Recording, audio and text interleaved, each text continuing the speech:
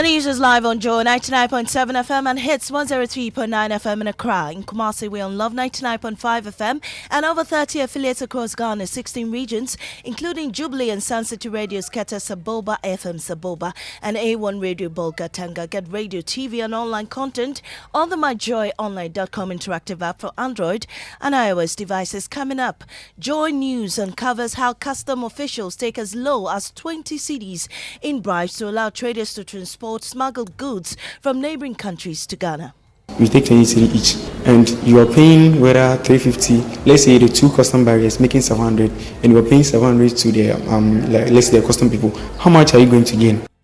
We'll bring you details of our latest Hotline Documentary, Porous Borders. Also, NDC flag bearer John Mahama paints a grim picture of Ghana's economic situation as he says it's worse than what is being reported. The more I look at the figures, the more I look at our situation, it is even worse than what this government is telling us. Meanwhile, former Deputy Finance Minister Kweku Kwarteng casts doubts on the governing NPP's ability to break the eight unless it departs from the norm. We have business and later CTEC strike enters the 7th week as the teachers say until the necessary signatures are appended to a new agreement reached with the employer, the industrial action continues unabated. If the government was showing commitment from Wednesday till today, we would have been ready. The lackadaisical attitude should tell you that they're trying to deceive us. These are more with Mamisi Nyamiche Thompson. Stay with me. Joy News investigations have uncovered how custom officials take bribes to allow traders to transport smuggled goods from neighboring countries. These officials take bribes as little as 20 cedis to allow traders who have evaded paying taxes on their goods cross the borders. In our latest Hotline Documentary, Porous Borders, investigative journalist Kwete Nate reveals how the country's inland borders are becoming a hotbed for the transit of smuggled goods. You can't buy two for pretty Dabala. Oh, that means no, I don't go buy for you.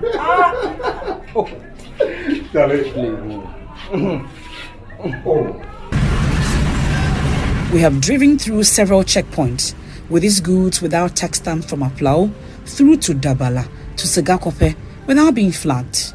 Our movement through these checkpoints was smooth until a customs official in her mid-30s flagged us to stop at the Sugakope checkpoint.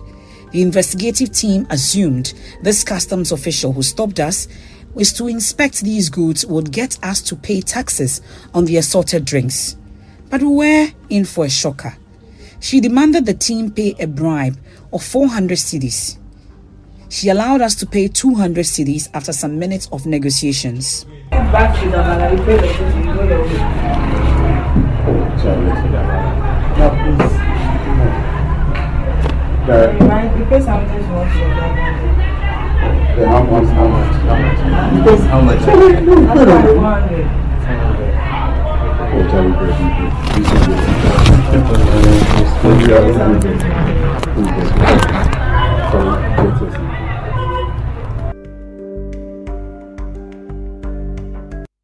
The full documentary Porous Borders airs this morning on the Super Morning Show at 8:30 p.m. and on the Joy News channel at 8:30 p.m. tonight. Election headquarters brought to you by Petrosol, the Chartered Institute of Management Accountants, SIMA, and AICPA together as the Association of International Certified Professional Accountants, also by the German Ozone Medical Center, Chopbox Technologies, and Youthbridge Foundation. Now, NDC flag bearer John Mahama is accusing the governing NPP of not telling Ghanaians the truth, saying the country's economic situation is worse than what people are being told. Speaking at the launch of the party's national campaign at Tamale in the northern region over the weekend, he said he will not tell lies. Maxwell Agbagba has more on this report.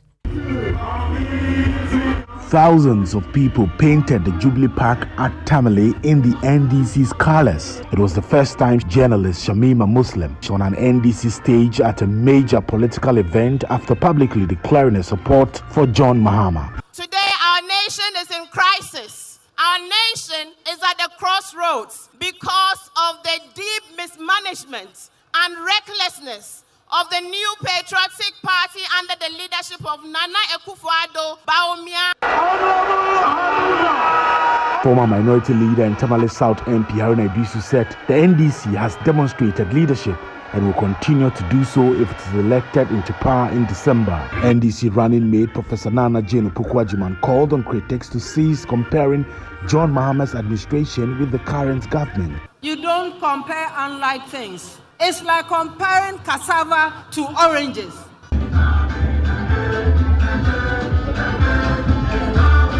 The crowd was raptured into a state of joy when the NDC flag bearer mounted the stage to deliver his speech. The more I look at the figures, the more I look at our situation, it is even worse than what this government is telling us. What I can promise you is that I will be truthful to you. I will never tell you lies. I will never tell you things that I can't do. Now to the camp of the NPP, former Deputy Finance Minister and MP for Boaso West, Kweku Kwate, is casting doubts on the government NPP's ability to break the 8 if the current status quo remains. In a rare write-up titled, "To Break the 8, We Must First Break the Norm," Mr. Kwatin says there must be a departure from reducing election campaigns to bitter struggles between competitors seeking power for the wrong reasons. Here are extracts from Mr. Kwatin's open advice to his party. We have been running our country's economy like a Ponzi scheme. Many Ghanaians, myself included, worry that if we continue along the path we've been walking, our democracy will collapse. We are forgetting that politics should be about the future of our children and our motherland. We have reduced election campaigns to bitter struggles. To break the 8, therefore, we must first break that norm by doing the following. 1. Acknowledge the past and present failures of the political class to provide the kind of quality leadership required to avert the mess in which we find our country today. 2. Adopt deep and far-reaching reforms. We must convince voters that we shall be ruthless in our determination to fix this country. There should be no sacred cows. 3. We must lead by example. We must address concerns about how much of our national resources we spend on ourselves as politicians and take steps to overhaul the corrupt public procurement regime we inherited from previous governments and have continued to live with. 4. Once we lead by example, we can say with integrity to our people that we are sinking in a common boat and call all Ghanaians to duty. As a political party, if we sincerely believe and can demonstrate our faithfulness to these commitments, breaking the 8 will follow naturally. Now, the Industrial Action by Colleges of Education Teachers Association of Ghana has entered its 7th week as members refuse to return to the classroom in blatant disregard of GTEC's directive and the subsequent freezing of their July salaries. After weeks of negotiations, CTEC says it has reached an agreement with the employers. However, government has failed to sign the agreement, making their documents null and void. The leadership of CTEC says that until the agreement is signed, the industrial action continues. We waited that they would sign the agreement, more or less, so that we table that agreement at our council meeting. Then we'll deliberate on the issues. And at the end of the day, a decision will be taken with regards to the proposal that has been made by government. But as we speak now, that document has not been signed yet, so we don't have it. Like I said, if the government was showing commitment from Wednesday till today, we would have been ready. The lackadaisical attitude should. Now, the distant spring at the base of the Mampon Scarps in the Ashanti region has served the Ninting and Whittiam communities for a very long time. Before the first light of dawn each morning, the pupils of Whittiam, MA and Ninting RC basic schools embark on a rather difficult journey, trekking for miles, battling weariness and sacrificing precious sleep, all to access groundwater. Clinton Yabwa has more in our Thirsty Community series. Waking at dawn, basic school pupils of Whittiam MA Basic School begin their day hours before most of their peers. At 4 a.m., they begin a vigorous exercise not to steady, but to scoop water from a distant spring at the base of the Mampon Scarp, while the far-reaching access to water repels teachers from staying in the Whittiam community. Head teacher of Whittiam MA Basic School, Ajiman Kwame, narrates how the tiredness impacts students' schoolwork. That they come to school already tired because they didn't have enough rest, so teaching and learning affects the assimilation, or they decide not to come at all. Teachers in this school do not live in this community. Flowing quietly through a natural exit point, the groundwater beneath. And we bring you the full report later in subsequent bulletin. That's how we end the bulletin here on Joe 99.7 FM. I am Amir Sinyamicha Thompson. Business with Darrell is up next on the Super Morning Show.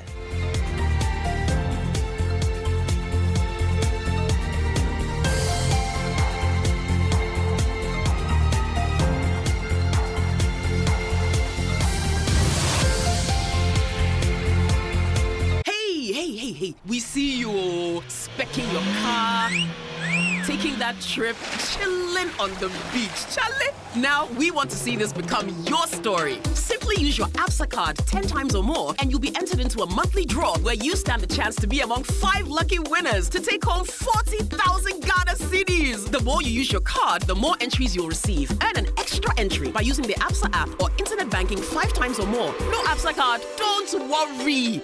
Visit the nearest branch for an ABSA account or card today and make winning part of your story. Promotion is between 1st July and 31st October. This promotion is regulated by the National Lottery Authority on the Caritas Lottery platform. Terms and conditions apply. Your story matters. ABSA. Oh, jump on now. Go. Google me. At what time when you come back where I don't hear the sound of your car? Why you buy new car? No, I not change my car. It be the same ride. It be the fuel way I change. Way one shouts it. Ever since I started using the all-new Excellium Premium Fuel, fortified with 3-in-1 action. Oh, Joe, now my car they run like electric car. No, so. This is the type of fuel where they want to. Because now engine they cost. Where they want for way if I buy it go protect my engine. And with the small way I buy, I go drive, sir. Absolutely. It's like strapping a turbocharger to your engine and giving it a protector. And what they bust my mind says be the 3-in-1 action, no? Excellium they prevent up to 99% of deposit. It be anti-wear, some be anti-corrosion. Won't pay when I open them. Hey, so where can I find this magical fuel? Just head over to any Total Energy service station and your car will thank you. Hey, then make a finish my gobe fast, then rush go Total Energies. My friend, but why you hand my gobe inside? I give you info. Make a feel the gobe too small. Go. Excellium is designed to protect your car engine, decrease fuel consumption, and lower CO2 emissions. Don't say fuel, say Excellium. Choose Excellium, choose quality. Anymore, pop quiz. Are you ready? Hit me. Can you give me 3 words that start with omni? Oh, that's easy. Omnibus, omnipotent, omnibus. The bank with a really nice signboard. Hey, Radzi, you mean omnibisic. OMNIBSIC. Omnibisic. Let me hear you say it. Omnibisic. Perfect. Is that an abbreviation? Not entirely. And it's not just a bank with nice signboards either. Omnibisic Bank is Ghana's fastest growing bank with innovative banking products and headquarters in Atlantic Tower at Airport City, Accra, as well as 40 branches across the country. Omnibisic Bank has the final word on excellent customer service delivery in Ghana. Plus, they have the coolest signboard. Yes, they do. And the coolest name, Omnibisic.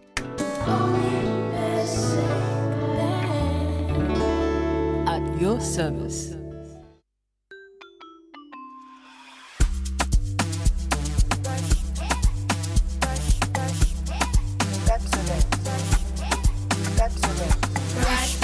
Brush your teeth every day and night. Up and down and all around. Brush the teeth and bright. Brush your teeth. Brush with mom and dad. Underneath and in between. Brush the germs away.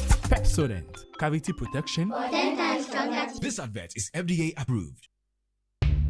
Enhance your business operations with the HP Color LaserJet 150 NW printer. You can print, copy, and scan up to 19 pages per minute with high-quality mobile scans or customizable shortcuts in the HP Smart app that delivers effortless use from wherever you work so you can focus on growing your business. Take advantage of its Wi-Fi direct printing and intuitive touchscreen, which are both designed to simplify your day. With the HP Color LaserJet 150 NW printer, experience fast and easy setups and improved overall printing efficiency with a 20,000 page duty cycle built to keep you and your business secure and moving forward with embedded security that is pre-configured out of the box to detect and stop attacks.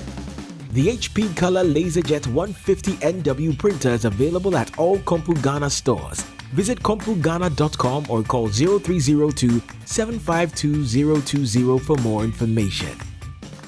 The luckiest. Luck is everywhere, for everyone, yeah. The luckiest. Luck is everywhere, for everyone, yeah.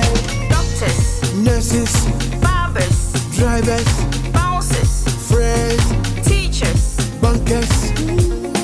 You could be the luckiest. You could be the luckiest. East, west, north, south, you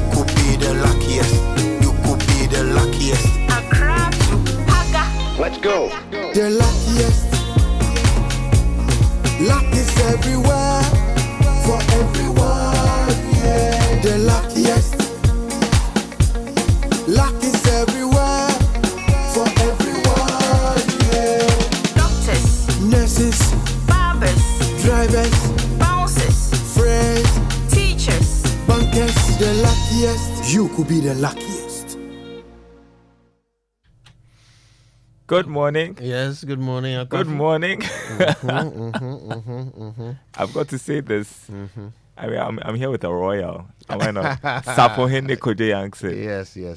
Wow. Safohene Nana Kojo. So Safohene is basically the Brofumba Asafo group of Cape Coast. That's the Asafo number 5 of Cape Coast. Have made me Safohene. Wow. Now Safohene kind of mean the Asafo groups are warrior groups. Okay. So Safohene means warrior king, right? Yes. So yes. This is big. Oh, this is big. It's, Congratulations. It's just you know. Safohene. Yeah. Well, thank you. Nana Kojo Yankson. Yes. Wow. Oh, this is big. This is big. Anyway, today so is there going to be like a ceremony? Yes, on Saturday. Next Saturday. Nice. There's supposed to be. Congratulations. Yeah, we are going to be there. Thank you. Yeah, you're all invited. Okay.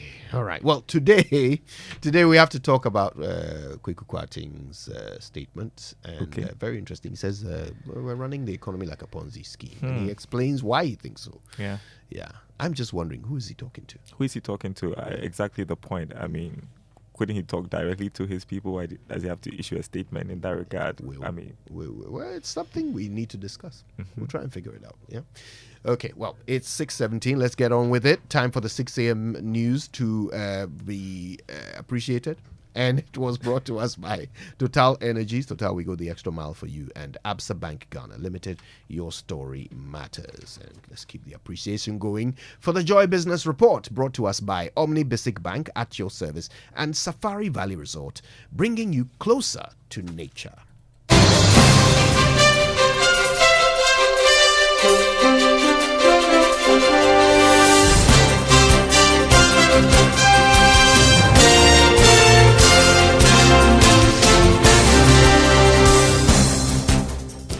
Good morning. Welcome to the Joy Business Report. Coming up this morning, Bank of Ghana Governor Ernest Addison highlights difficulty in dealing with cedi depreciation driven by sentiments and election-related concerns. Also coming up, PricewaterhouseCoopers links current signs of economic recovery to IMF program as it quizzes fate of economy after the support from the IMF. Also, government rolls out fresh set of measures to check budget overruns going into the election season. Details coming up.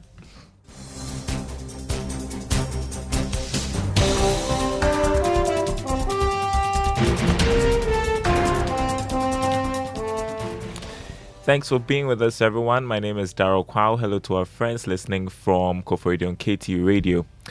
The Bank of Ghana Governor, Dr. Ernest Addison, has highlighted the difficulty in dealing with the cedi depreciation, which is driven by sentiments and election-related concerns. Here's George Jaffe.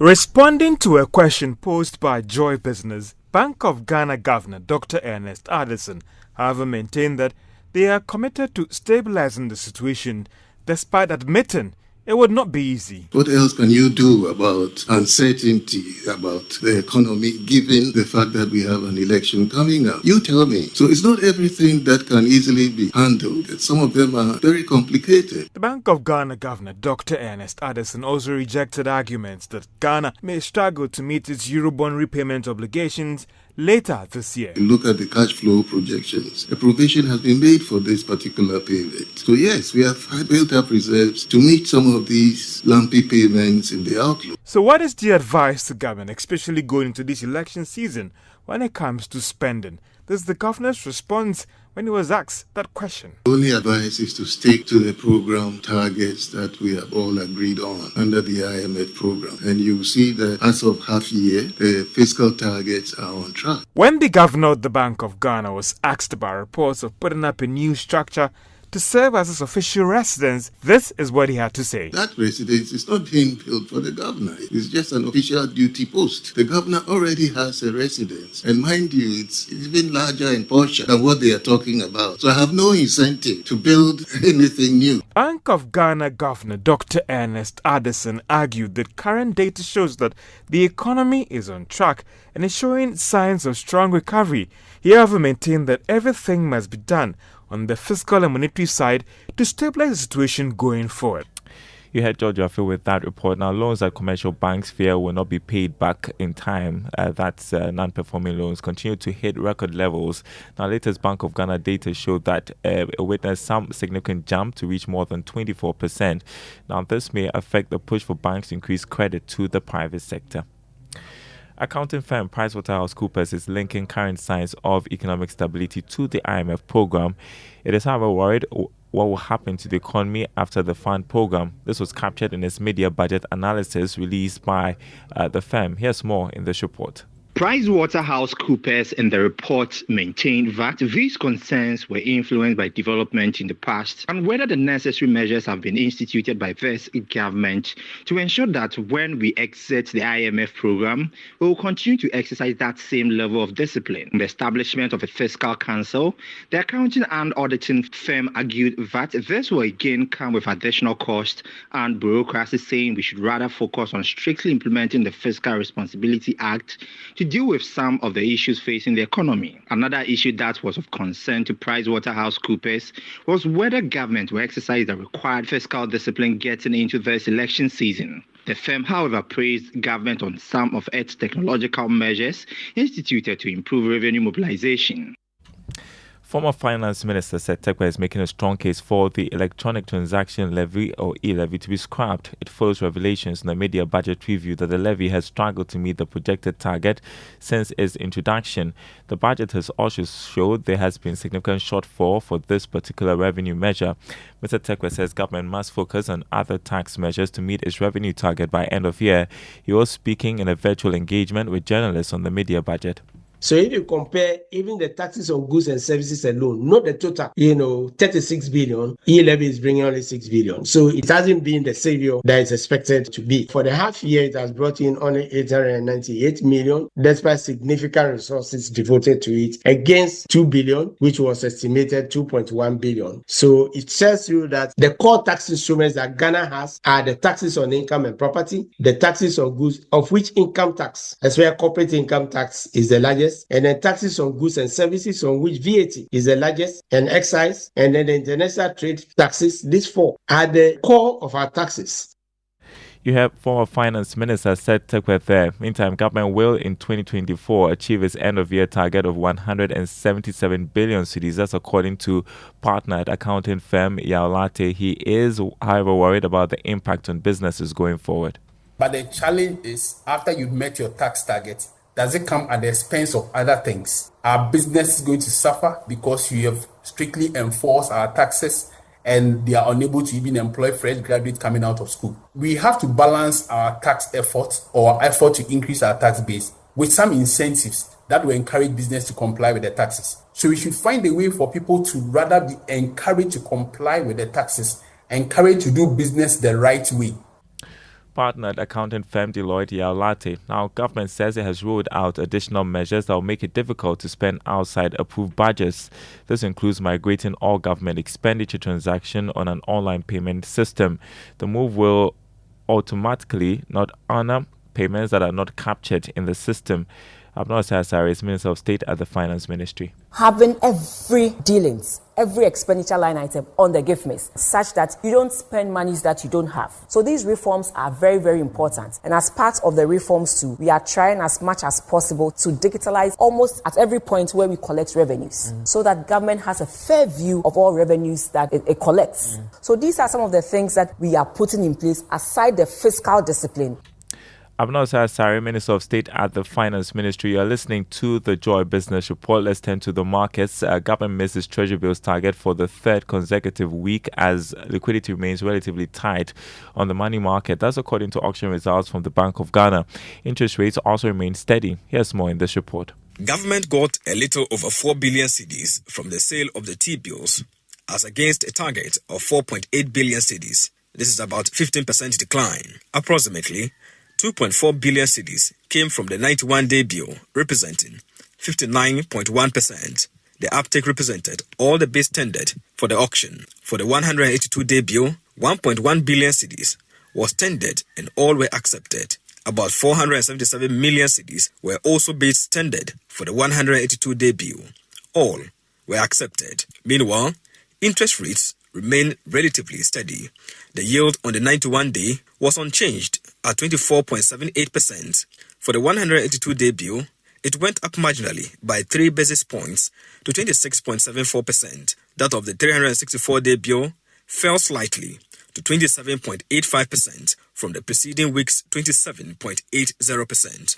To the stock market now, MTN Ghana and Enterprise Ghana are expected to record gains this week on the stock exchange. This is due to strong demand for their shares. Here's Grace Monayan of Data Bank Research with a preview of trading activities this week.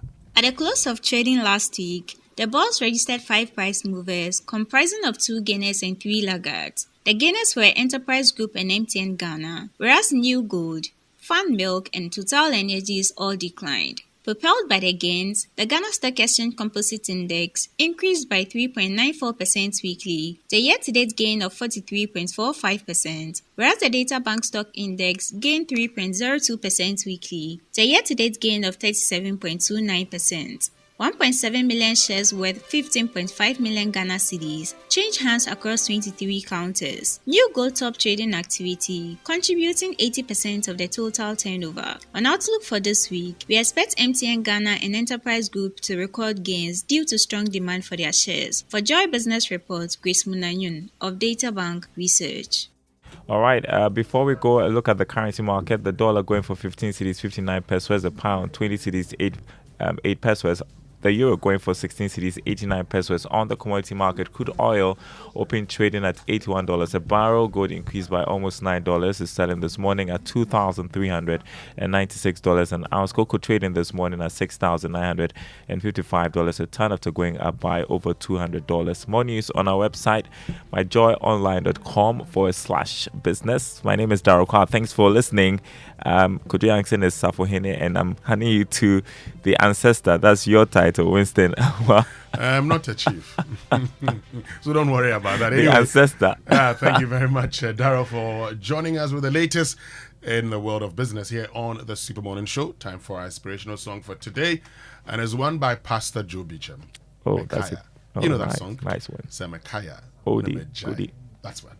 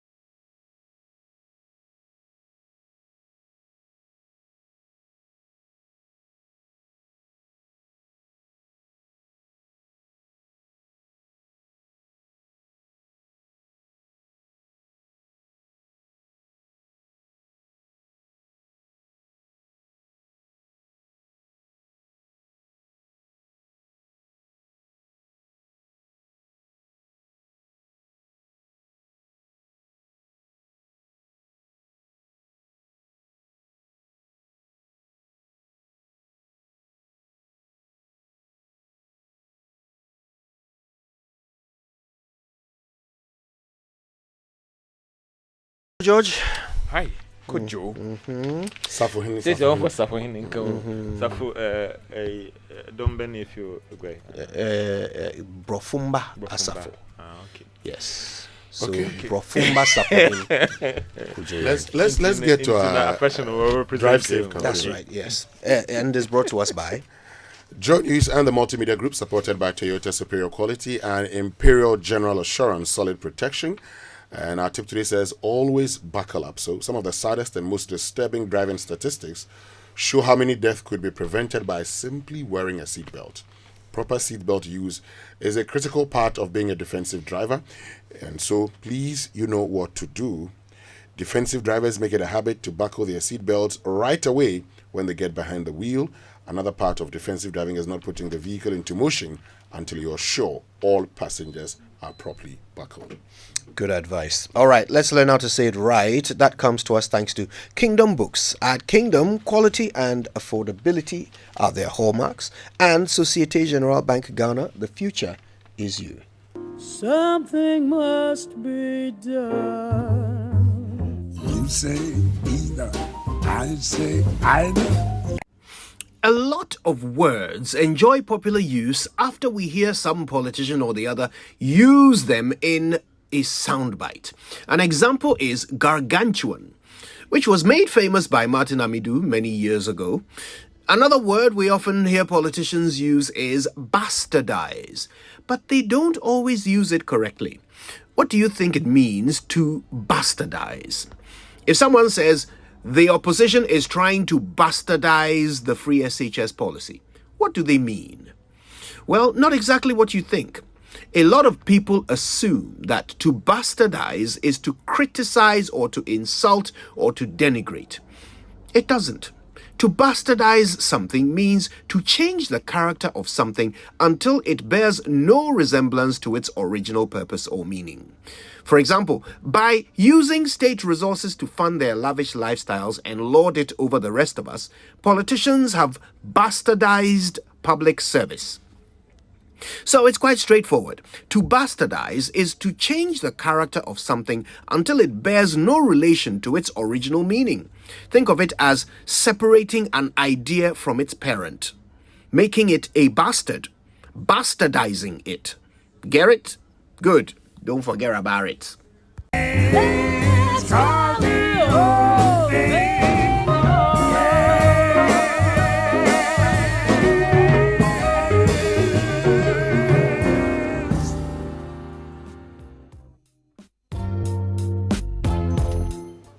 Yeah, so that's how to say it. Okay, now the news review brought to us by Access Bank. Access Bank, more than banking. What's in the headlines? And so the daily guide for this morning says Ochehine ravishes Ejapadia fiction.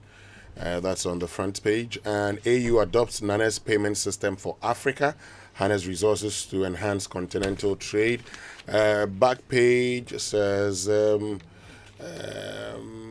Gabriel Jesus has sparked back. That's according to Mikel Arteta. Mohamed Kudus shows love to babies. Also here, convicted. Rapist booed on Olympics debut. And Black Sharks pick AFCON ticket. To the new finder, we have uncertainties surround inflation outlook, city volatility, utility tariffs, and fuel price increase to be blamed, according to a report by the finder, following the decision by the Monetary Policy Committee of the Bank of Ghana to keep its key lending rate to commercial banks at 29%. Also, 18.5% co-investment in 530 projects yield positive results in the 6 regions, according to Martin Ejeme Sakota. And also, AU continent-wide as an interoperability proposals being made by President Akufo-Addo. And Professor Samolate says empowering Ghanaian SME highlights from the mid-year budget review. And these are the lead stories on the new finder. And the Business and Financial Times, Sanlam Alliance launches first in Ghana, a sure new dawn for insurance industry, and banks facing rising non-performing loans amid credit growth. And beg your pardon, this is something just briefly on this. And we're told that the banking sector is showing signs of recovery from impacts of the DDEP with private sector credit extension improving, but a sharp rise in non-performing loans threatens to derail progress, according to the latest data from the Bank of Ghana. We're told that private sector credit grew by 17.6% in nominal terms for June 2024, up from the 16.1% a year earlier. However, while improving, the real growth remained negative at negative 4.2% as the credit expansion continued to trail inflation. And private sector credit expansion steadily improved in the first half of the year. But we're told that the non-performing loans ratio jumped to 24.1% in June 2024 from 18.7% a year earlier, highlighting the elevated credit risk in the system. And industry observers have suggested that a rise in non-performing loans is a cause for concern, as it could potentially offset the gains made in other areas. More? Yes, more. And also on the front page, BOG better positioned to cushion economy against external shocks. That's according to the governor of the Bank of Ghana. That's it for the Business and Financial Times. Yeah. All right then. Well, listen. I think we should take the opportunity to do a bit of learning, and it's about the statement that was. I don't know if it's a statement. Well, it's a document, right? That was released by Mr. Kweku Kwarteng. Mr. Kweku Kwarteng is a member of parliament for Obuasi West. And why is everyone looking around there? We are not sure about whether it's Obuasi West. Sorry on that one. Yeah. It's an interesting document. It's just about 1.5 pages long. But the part of it that is certainly making the rounds is his claim that the economy has been run like a Ponzi scheme. Now, if you don't know what a Ponzi scheme is, well, let me read the bit where he says this. Okay, he says, we always offer higher interest to lenders, borrow more, use a part to repay previous debts, and the rest to pay for the current year's overspending. So we have been running our country's economy like a Ponzi scheme. The economy is struggling today because lenders are now refusing to lend to us. It's just like a Ponzi scheme going into crisis once people stop depositing their monies with them. So Ponzi schemes are very popular scams that have been run in many parts of the world, including Ghana. Yeah. The idea is that you set up this great investment that is paying amazing yields. People bring in their money, and you use the money that people are bringing in to pay others, so that it looks believable. Yeah. But the minute people stop bringing money, the scheme collapses. Yeah. And he says that's how we've been running our economy. And for me, sorry. Yeah. Let's see if we can learn a little bit more about this, because we are joined right now by the Honourable Member of Parliament, Kweku Kwarteng, who made the statement. Good morning to you, sir. Good morning, and good morning to your listeners. Thank you for your time. Let me ask you this first. Who were you talking to? Who's the audience for your statement? Well, the audience for this statement is the NPP leadership and membership. I actually put this statement together some 3 or 4 days ago, and it was published on many of our platforms. I did not really intend it to be in the media, but once it got into the media, I thought it was important I follow up with these discussions to explain exactly what I meant. So let's do that. Let's find out what you meant. First of all, if you just joined us, we're talking to Mr. Kweku Kwarteng, Honourable Member of Parliament, whose statement, he called the way we run our economy a Ponzi scheme, is making the rounds. He joins us now to give us some further understanding of what he meant by that. So yes, why don't you walk us through your thinking on this one? Okay, first and foremost, the NPP is going for an election, and the election itself is in December, some 4 months away. The party is crafting messages to break a cycle that we have seen in the Fourth Republic. We want to break the 8. I think the most logical thing to do is to listen to the people who are going to vote, find out what their concerns are, and make commitments to deal with those concerns. That is how you win elections, especially when you are looking to break a cycle. And that is why I titled it the way I did. This piece was for internal consumption. It was to wake the party up to what it will really take to realistically break a cycle we have all known. So that's the first point. Now, what is the message and what do I think people are feeling? It is not hard to see that business, individuals, have been affected in many ways by the hardship we find in our society and in the economy today, at both the national level and in households. And when I say national level, the macroeconomy, the stability of our currency, our relationship with our development partners and people who lend money to us, our interaction with the international community. Now, you have that on the one part having quite some difficulties. Now, in households, you would also see that because of the unfavorable macroeconomic indicators, you are also seeing its impact in people's pockets. And when I go to my constituency, I do hear the complaints. All I have been trying to do is to look at what has brought us here. And the first point is this. I think it is unfair on the Nanado administration or on the current NPP administration when we let it look like maybe things were good and then this administration is responsible for the difficulties we are seeing. That is never correct. And if you listen to the commentators, it is clear that what is happening is the cumulative effect of decades from independence. If you look at the figures of how we have managed the economy, and things are coming to a head. I am clear in my mind that if we walk the path we have been walking, the next administration, never mind which political party it would be worse than this. We have been to the IMF 17 times. If you add structural adjustment program and HIPIC, 19 times. This is the first time we're going for an IMF program. And the IMF is saying, I will not put money in your economy unless some of your creditors forgive you your debt.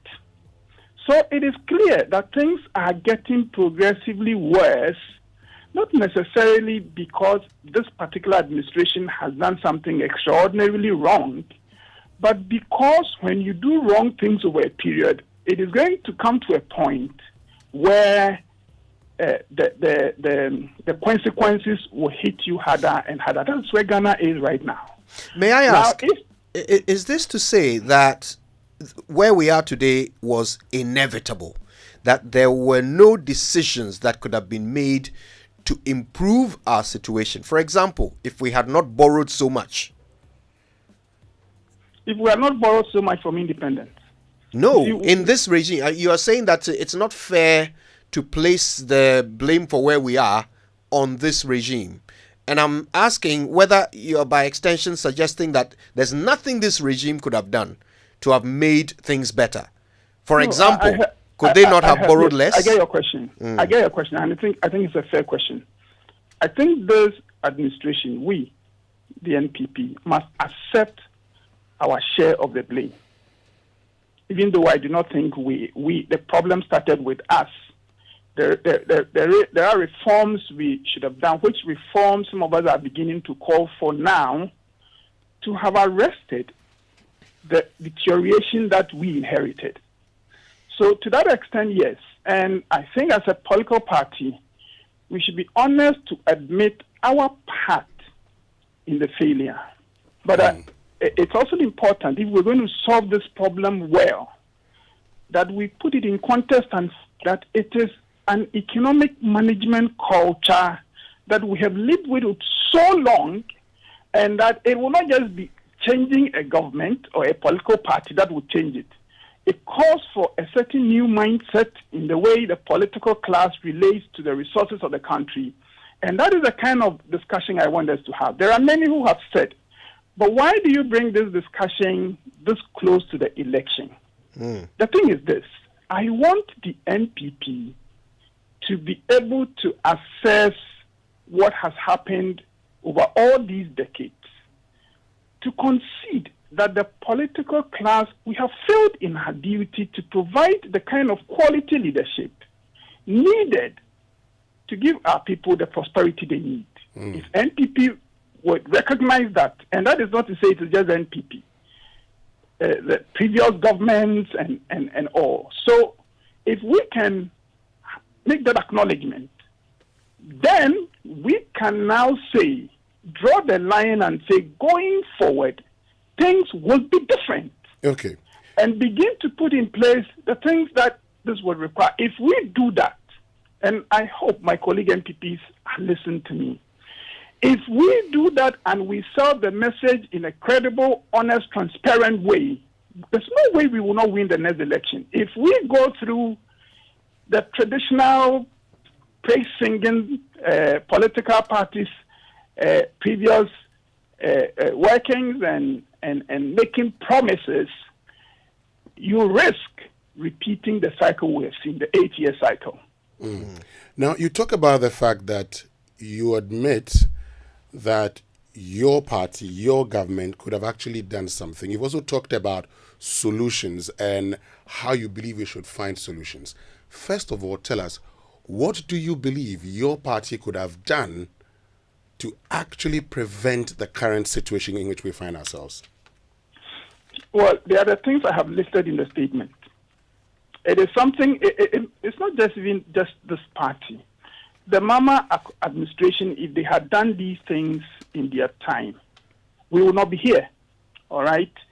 And it is this. One, when you, but if you permit me, let me explain the Ponzi scheme bit. Then you would, please go maybe ahead. Listeners can understand why there's a need to do something. Otherwise, this country is heading for trouble. Okay. You know, every year, we overspend our means. And I have some data before me from the year 2020. On the average, every year, we overspend our revenues by some 40.1%. Beginning from, the data is from 2020, but this culture, this bad culture, destructive culture, suicidal culture, started after independence and even a little before. So every year you spend more than you earn. So how do we finance the difference? We borrow.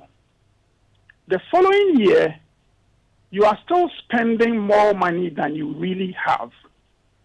So you need to borrow more to finance that year's overspending, but also to finance yesterday's overspending. So as you move on, you keep borrowing more and more to pay previous debts and also to finance the current year's overspending. Now, we have been doing that over such a long period. Unfortunately, it is under the tenure of the Nanado administration that the lenders are beginning to say, this country, we will not lend to you. That's why I say it's a cumulative effect, that this country, we are not lending to you. We should be asking ourselves as a people, even if you put politics and elections aside, where are we going? If we don't change behavior, if there's not the awareness that we cannot continue like this, where are we going? That is where I say that many Ghanaians, myself included, fear that unless something significantly changes, this country is heading for a failed state. Why should I wish that on my children and my grandchildren? So that is why I am calling, first it's a call to the whole country, it's a call to the political class that the path we are walking is leading this country into a ditch. Okay. And we should wake up. But I am focusing on my party because I sincerely believe that NPP, we are capable of turning this country around. And that if we would face these realities, we would listen to the concerns of business, we would listen to the concerns of individuals.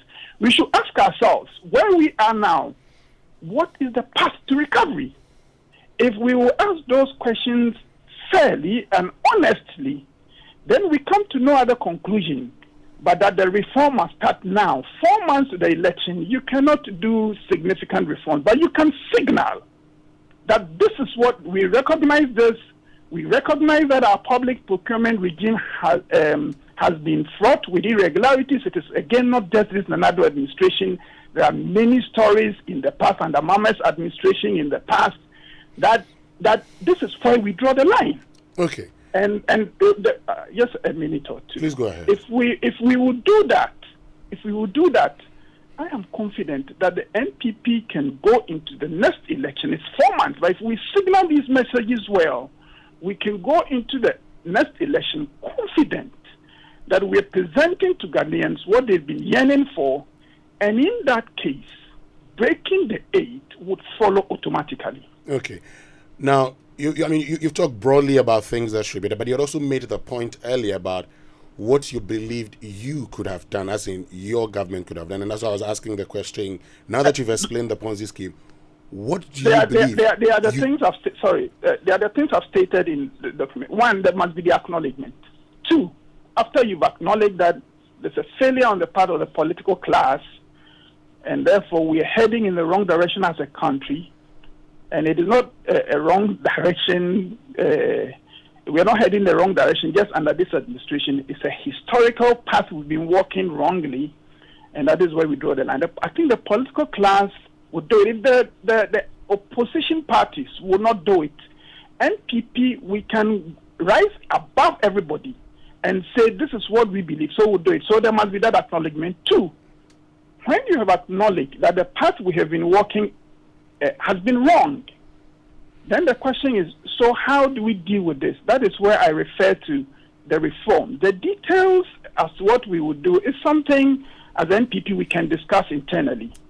But we must begin to deploy clearly interventions that would deal with the historical wrongs that I have described. Okay. Now, three, when you have done that, you must give people confidence that you are honest and you mean business. And that is why I talk about leadership by example. That we as leaders, we realize that things are going wrong. We are going to call every Ghanaian to duty. It's not time to make campaign promises and promise people plenty things. It is time, I conclude in 30 seconds. Yes. It is time now for Ghanaians to wake up. We're thinking in a common boat. Ghanaians should wake up. Let's work together. But you, the leader, before you can say that to them, you must deploy and tell people the things the sacrifices you yourself are going to make so that they can believe that we are in this together. If we do that, I am repeating, the NPP will win the next election with very little sweat. Okay. So the question I really asked you was that, what did you believe you could have done previously that you didn't do that has contributed to this problem? We should have we departed from the path we met. The path, and that path is one, overspending your means and always borrowing to fill the gap. That is the fundamental point. We should have arrested that. We should have arrested that by rationalizing our expenditures.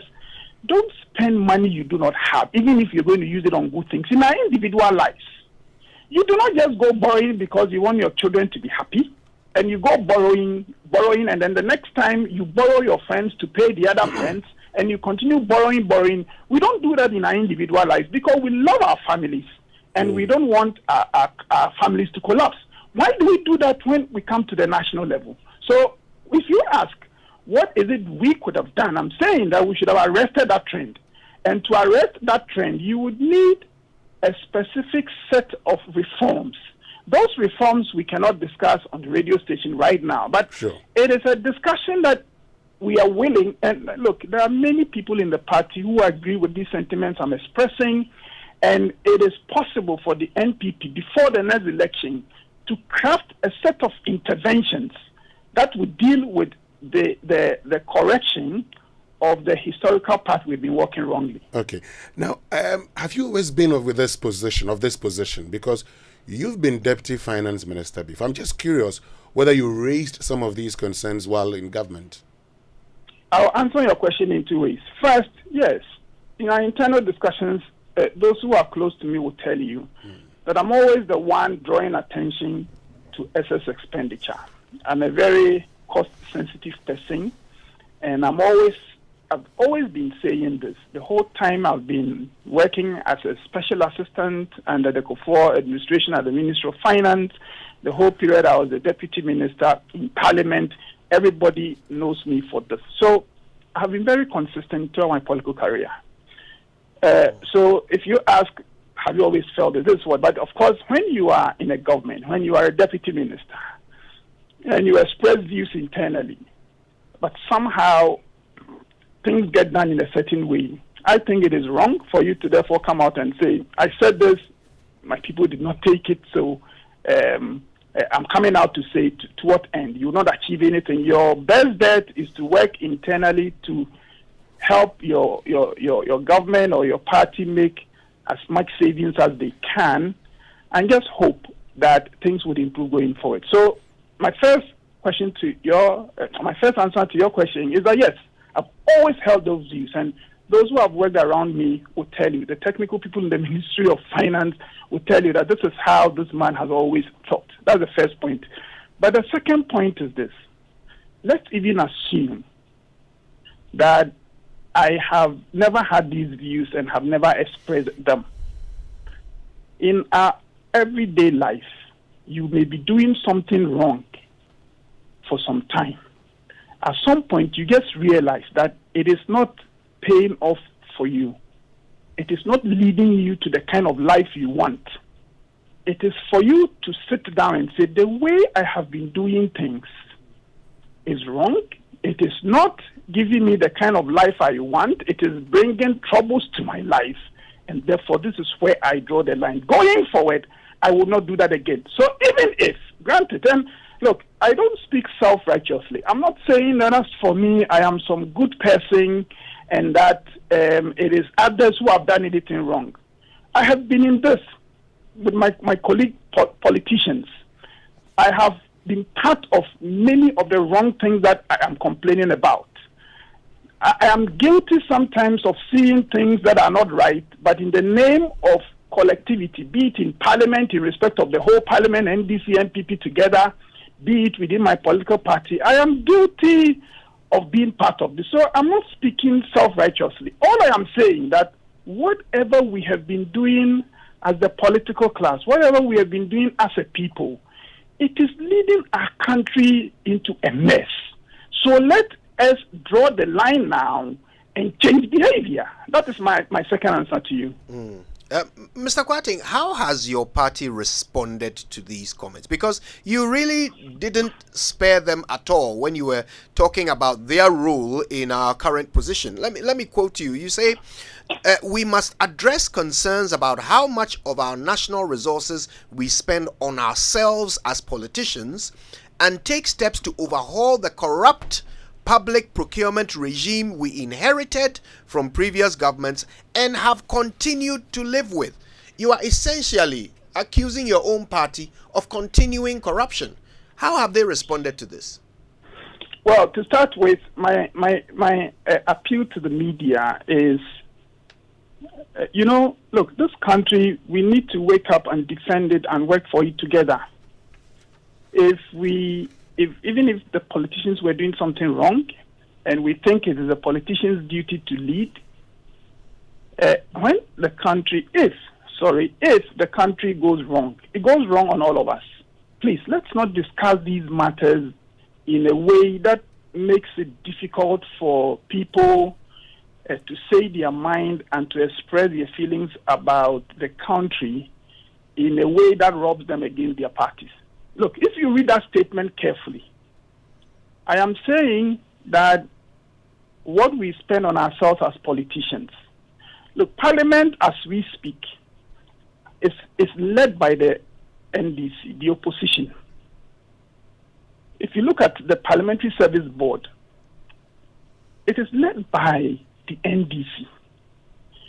A lot of the practices, the wastage that I complain about, you find it in Parliament as well. So it is not a discussion about some political party.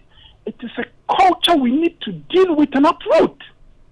And therefore, when I say that the sacrifices we will make as politicians, I'm not just talking to the NPP. I'm talking to the NDC and everybody. That as politicians, in order that we would depart from the historical path we have been walking, about which our people are so pained. And Joy FM, I listen to you many times. The criticisms against politicians, we hear that all the time. I am only calling my colleague politicians, not necessarily NPP, that we must change course. When I say the corrupt public procurement regime we inherited, it tells you immediately that I'm not saying that we started the problem. I'm only saying that the entire public procurement regime has been corrupt. Maybe it was too strong as word. Maybe with hindsight, I would have used another word. But all I'm trying to do is to say that the irregularities in there, they lead to wastage. They lead to the big expenditure that drive us to borrow. So if you want to take out that word, it's okay. But I'm calling attention to the fact that we need to overhaul our public procurement regime. And again, I will be happy because I believe that NPP is the best party that can fix this country.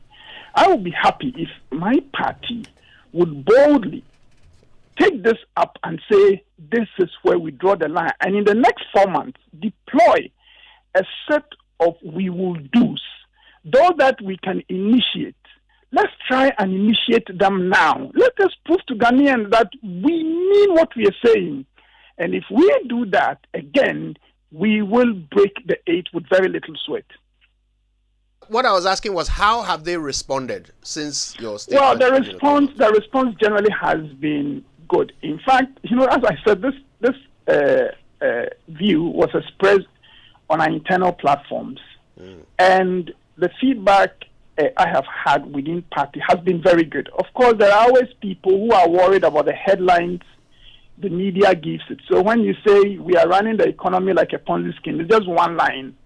And therefore, you see it, and your immediate sense is that Honorable Kokukwati is criticizing his own party for running a Ponzi scheme. So naturally, there are party people who they see that and they say, oh, how could Honorable Kokukwati say that? So there are some within party who are uncomfortable with this kind of discussion because they worry that the opposition would spin it to mean that government is doing the wrong things and they are not in government. So if you are discussing wrong things, then it is something that this administration must pay for. Those people are worried, and we keep having the discussion that if we take my statement in total, you would know that I'm not accusing our government. That's the first reaction. The second reaction has been very good, and it's the overwhelming reaction from, when you say NPP, you have NPP people who are close, if you like,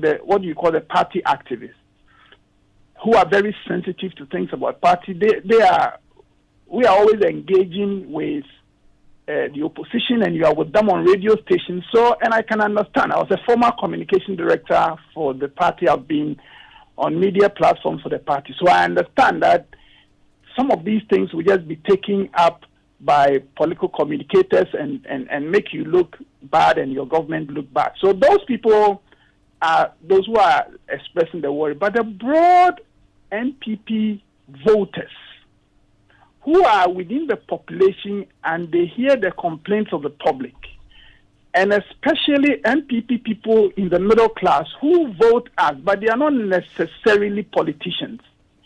They have sent me many messages asking me to stay the course and hoping that the party will take this up and own it, commit to make these changes so that we can win the election for them. Because, look, I try to sound as non-partisan as possible because I think some of the changes would require a bipartisan consensus. You want durable changes. So I am careful in these discussions not to speak negatively of other parties. My objective is to rally everybody. Right. Now, if But I have to say that I am an NPP person.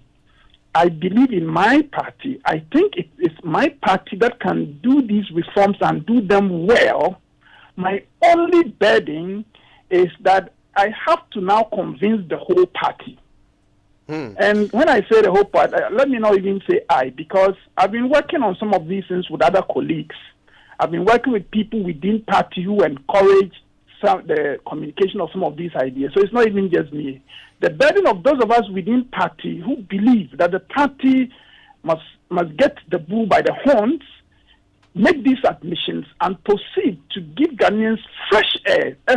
Look, let's depart from this primitive political culture about going there to get what you want and people complaining and let's depart from that and give Ghanaians some fresh air. And trust me, the response we will get from Ghanaians would be as we have never imagined. Right. I mean, let's talk about what you've just said, that you have to now convince the party. How easy do you think that will be, bearing in mind the way that your party has been communicating so far? You have your flag bearer talking about how he's been the best vice president ever. You have the running mate talking about how Nana Akufo-Addo has been the best president Ghana has ever seen, better than Nkrumah. At this point, how do you convince people who have been saying such things to now come back and say, we admit we are part of the problem. We have not done a good job. We have continued to do things that are wrong, and we promise to do better. How do you get? Well, we don't as NPP and as a ruling party, we don't have to go and say that. Look, if you are doing comparison of the NPP, the NDC that came before us, and we can well defend the fact that given the external factors that have hit this country, given the culture that has existed in the public sector, that this government has done better than previous governments. All right, let's say in the Fourth Republic. So I'm not necessarily running a counter position to what the party has been saying, that we are the best among the political parties competing for power. Now, I agree with that. But what I'm saying is that there are times when your best is just not enough. So it should not be difficult for the party to say, yes, we are still the best. We think we have done better than the previous administration. But we see that for historical reasons and for other reasons, there are reforms we should even have done before. But it's better late than never. So going forward, this is where we draw the line. I think what Ghanaians are looking for is not so much the past. They want to see the set of people who, even if they have been part of previous wrongs, recognize that where we are going, we need to change course, and are sincerely committed to taking us there. If you demonstrate that to Ghanaians, it should not be too difficult for Ghanaians to accept you. We should not be discouraged by the fact that we have said some things in the past. In any case, if your country is going down, does it matter what you said in the past? So assuming you have said things in the past that are wrong, but you recognize now that the party you're working in, and if anybody disagrees that Ghana is heading for trouble, I am willing to show the person data. And you will see that it is progressive. The problems we are having today is not because the Nana Addo administration has done something extraordinarily wrong. The problems we are having today are the cumulative effects of what we have been doing wrong for so long. We need our party, the New Patriotic Party, to step forward and to say we are the party that will deliver this country from this looming danger. And I am sure that to the extent that we are honest and sincere and we present credible ways of dealing with this, forgetting about what we ourselves even have said in the past, sincerity is important. If we do that, Ghanaians will buy our message and they would give us the opportunity to demonstrate what we have shown to them. I want to say a big thank you to you, Kweku Kwarteng, Honourable Member of Parliament for Boase West. We appreciate your time with us today. Thank you too. Well, yeah, interesting stuff there. Lots to talk about, but let's get through these very quickly. First of all, the online review would have been brought to us by Zenith Bank in your best interest and Goyle Good Energy. Goyle Yenara India. And experience an unforgettable summer escape with your Zenith Visa card. Spend a minimum of 3,000 Ghana cedis in at least 5 transactions and win an all-expense-paid trip to the Olympic Games in Paris. Make this summer extraordinary with your Zenith Visa card. Use your Zenith Visa card for all your payments and enjoy the Olympic Games in Paris. For more details, visit zenithbank.com.gh. Terms and conditions apply. Zenith Bank, in your best interest. Now keep going with good energy and enjoy quality choices all over Ghana. Whether you're in Accra or Kumasi or Bolgatanga or Cape Coast or any other place in between, fuel up with the best at any of Goyle's stations near you. Keep your engines running with good energy. Only from Goyle. Goyle, good energy. Goyle, yeah, dear. Interesting stuff there. Huh? Yes, Kojo. And look, it's good that he's talked about these things. These are the things that we need. Okay, so you need to have a conversation with Ghana in mind. Not a conversation about your partisan interest. So what's the Ghana position? And I'm happy that Kweku Kwating is leading this. I've had conversations with someone like Fifi Kwete, who also thinks the same way. So it's good he's talking like this. They should come together. Let's have a conversation about Ghana. Enough of the partisanship. I think anybody who's followed Kwating, I've had about 2 or 3 interviews with him in recent times, and he's been very consistent. When I read through that statement, I said, okay, this is nothing new. If you have engaged him recently or even in the past about his thoughts about the economy, taxes, and the way things are being done. So I think he's just trying to re-echo some of these concerns. People will raise questions about the timing of it and all those things, and those who want to put their own debate and argument. But I think that he's been very consistent in terms of his thoughts about the economy yesterday and even today as well. Yeah, I agree that his sentiments are nationalistic. My concern is that he may be giving himself a task that is unachievable. You know, to get his party to change, to have a road to Damascus moment and change their communication, their philosophy, the way they have been presenting themselves. In a way that will make Ghanaians see them as the solution instead of part of the problem, is a big job. Because his party doesn't really think like that. I mean, if they did, his name should have come up when they were considering running mates.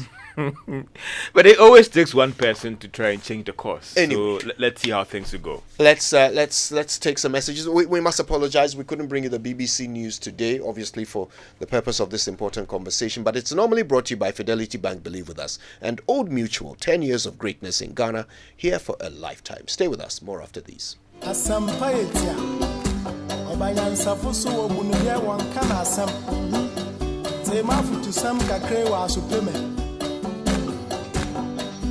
Yo, Kofi, oh man, ya woman, oh man, ya mana, Denny baby, watch out, ya waren, one some, one nipa, as I did power of you, Yamo Yamera, Abe, ya,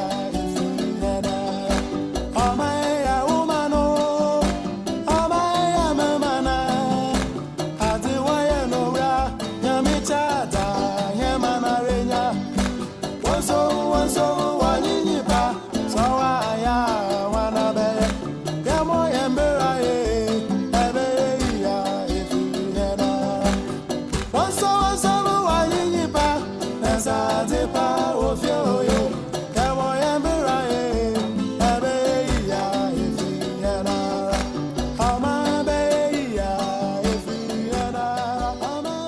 Joy 99.7 FM. For decades, we have helped businesses connect with their trade partners all over the globe. From Ghana to Burkina Faso, Cote d'Ivoire, Benin, Togo, Senegal, China, Morocco, France, Netherlands, and many other countries. We have made it possible to bring Ghana to the world. We have brought small and medium businesses closer to their customers across the regions in Ghana with our SME support facilities. We have brought relief and smiles to the faces of families with our employee personal loans. With our cutting-edge technology and digital support, we take the burden of complex thinking off you, making life simple. That is who we are, as close as a partner. Bank of Africa. We are indeed the African bank with the global reach. I found the partner I can trust. Bros, but you told me you had an insurance claim 2 days ago, and today your car is fixed. Fresh like that? How? Yes, so that is how the new collision insurance policy from Imperial works. Wow! I'm okay. The Imperial collision insurance policy has enormous benefits. I just upgraded my usual third-party policy, and I get my car parts fixed when I get a damage from any collision. Really? I enjoy hospitalization benefits when I'm admitted at the hospital beyond 3 days, and I still keep my third-party benefits. Hey. My ears sorted rough. Hey. You are saying, hey, just sign up to the Imperial collision insurance policy and enjoy insurance benefits beyond the road. Talk to your broker, agent, or call us on 0577 667 436 for further details. You can also follow us on all our social media handles. T&Cs apply. Imperial General Assurance. Solid protection. Solid protection. Someone smells great here. And fresh, my love. I wish I could stay in the shower all day. I know, right? Nothing beats a bath with geisha soap. It smells so good, it lasts long, and it's enriched with natural ingredients that work wonders for my skin. And it now comes with a fresh new look, giving us even more reasons to love our geisha bar. New and improved geisha soap. Great new look, better fragrance, same natural ingredients, still all last time. This advert is FDA approved. Be strong and last long. Like geisha. Goyle, anytime, anywhere. From Wak to Tumu, Navrungo to Bolgatanga, Tamale to Salaga, it's Goyle. Nkuranza to Banda, Kumasi to Abwasi, Tadi to Cape, Orokodo, Tama to Ho, Accra, and all over Ghana. Goyle brings you quality choices. Fuel up at any Goyle station near you. Goyle, good energy. Yeah.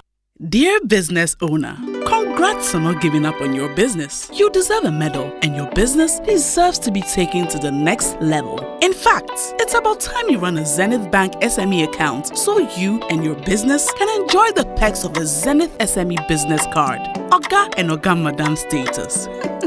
The Zenith SME Business Card is a Visa debit card for making secure payments for goods and services. Enjoy great benefits such as free customized digital SME training, free marketing toolkits, access to Visa practical skills training, and more. Unlock the potential of your business today. Visit any Zenith Bank branch nationwide and sign up for the Zenith SME Business Card, the ultimate payment solution for SMEs. For more information, visit www.zenithbank.com.gh or call 0302 680-884 or 0307-086-370. Zenith Bank, in your best interests.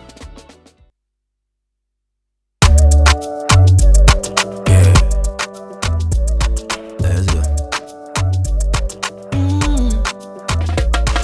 My body, when you wake up in the morning and you know the money calling, oh, you go work.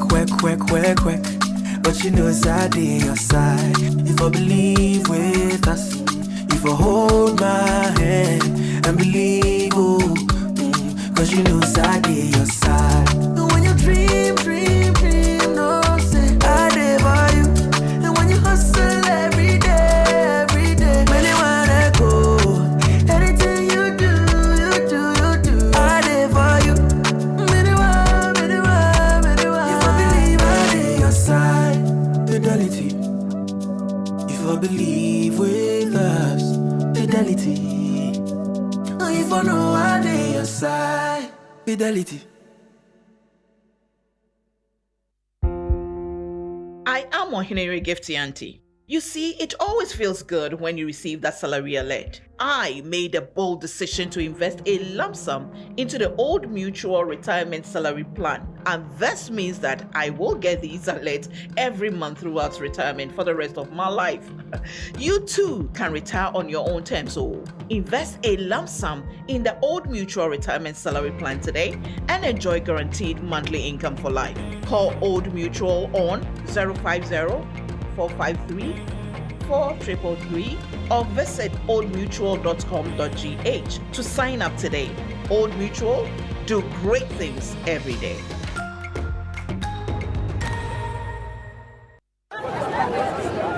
Choboy! We have a new leader in town. Obiarenti. Amafo. Madam was Sibebre. When him say my baby, maybe mamu more charcoal for whiter teeth. More charcoal. Not only that, maybe mamu lemon. More lemon. Zinc for fresher breath. More zinc. And fluoride for stronger teeth. Introducing the new President Charcoal packed with more power with a combination of charcoal and lemon for naturally whiter teeth. Grab yours now. This advert is FDA approved. Coffee in your cup and joy on the set. The Super Morning Show is always the best.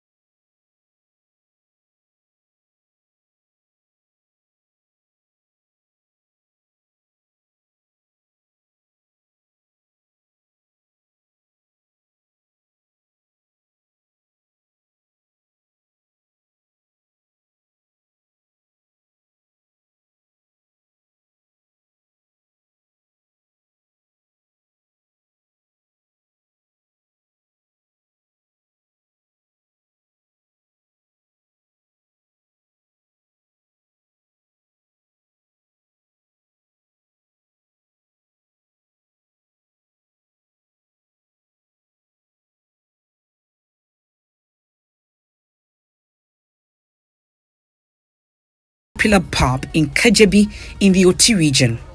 Loads of the consignment he sells are brought from Togo. He says one needs only 100 cedis to pay off customs officials who would want to confiscate the contraband goods. He is willing to assist me, beat the process anytime I am ready. When we go, when we buy the things finished, we will get somebody over there as a motor rider, so that the person will use it to pass bush.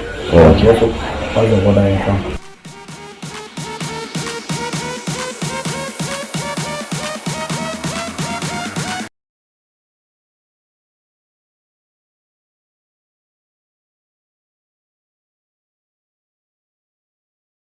Situation at our borders with corrupt officials of the customs service allowing for smuggling to happen, depriving the nation of much needed revenue through customs duty.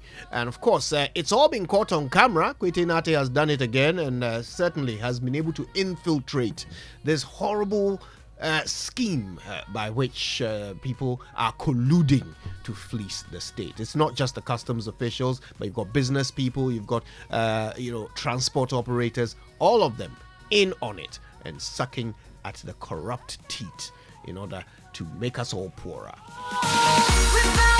Stay tuned, we'll be talking about that. But if you just joined us, boy, you've missed. We've had a conversation with Kweku Kwating, a member of parliament for Obuasi West, who has in a very scathing document really taken the political class to town, talking about how we have cumulatively led the nation to the ditch that we are in today, and is recommending that his party eat humble pie and actually admit to their role in the state of our nation today, and then present themselves as part of the solution rather than part of the problem. And of course, your opinions and views are coming through on that. Use the hashtag JoySMS when you post on X. You can also send WhatsApp to 055 1111 997. We certainly want you to know what you think about what Kweku Kwarteng had to say. Now, Toyota Ghana has expanded its vehicle lineup with 3 new models, introducing the all-new Toyota Vitz, a stylish, highly fuel-efficient A-segment passenger car with a compact design suitable for urban travel. Now, for safety, it has a wireless door lock and an ultra-modern anti-theft system, as well as an ISOFIX child-resistant system. Now, the Toyota Urban Cruiser is the other one. It's a C-segment crossover SUV. It's got a robust design, advanced technology, 3-spoke urethane steering wheel, 4.2-inch TFTA, a touchscreen audio display with a USB, Apple CarPlay, and Android Audio connectivity. Also, the new and luxurious Toyota Land Cruiser Prado. That's the one that Winston has been jonesing for. Yes, that's available Agenda now. 2025. I like that. Cutting-edge features like jam-protected power windows, an audio, telephone, and voice recognition steering switch, a UV-cut sun and moon roof, an ultra-modern immobilizer, unmatched off-road capabilities, and a strong presence inviting you to embrace adventure and luxury like never before. These 3 new additions to the Toyota range aim to provide the best value for your peace of mind, monitoring, why do I keep saying monitoring? It's motoring, and uphold Toyota Ghana's commitment to offering the best vehicle purchase and ownership experience. So go visit Toyota Ghana's branches across Accra, Tema, Kumasi, Takoradi, Takwa, and Tamale, or call 0302 910 204 for the unique Toyota experience. Toyota, superior quality. Now you just, are you ready to turn your dream into reality? Don't just dream it. Own it with a loan from Fidelity Bank. Dreaming of a new home?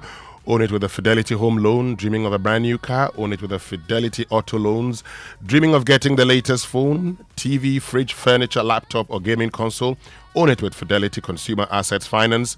Dreaming of expanding your business? Make it a reality with our business loan. Fidelity Bank is offering flexible loans to businesses, salaried workers, and the self-employed at competitive rates. Dial 0800 003355 or visit any of our branches nationwide today to turn your dream into reality with a Fidelity Bank loan. Terms and conditions apply. Fidelity Bank, believe with us.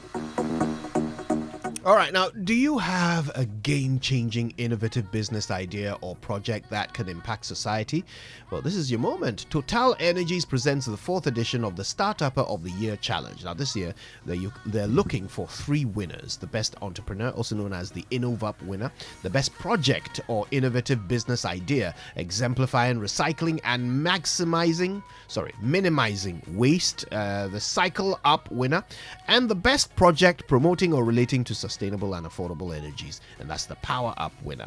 That's not all. 4 additional projects in the Power Up category will be selected by an international jury. So don't wait any longer. Apply now at startupper.totalenergies.com for your chance to win financial support, professional mentorship, and a spotlight for your project. Terms and conditions apply. Hashtag Total Energies, hashtag Startupper Challenge.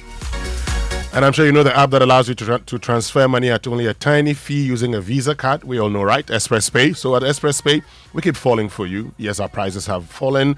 Send 100 Ghana cedis, pay 1 cedi. Send 200 Ghana cedis, pay 2 cedis. And for the bonus, when you send 5,000 cedis, you pay 10 cedis. Basically, any amount over 1,000, you pay 10 per.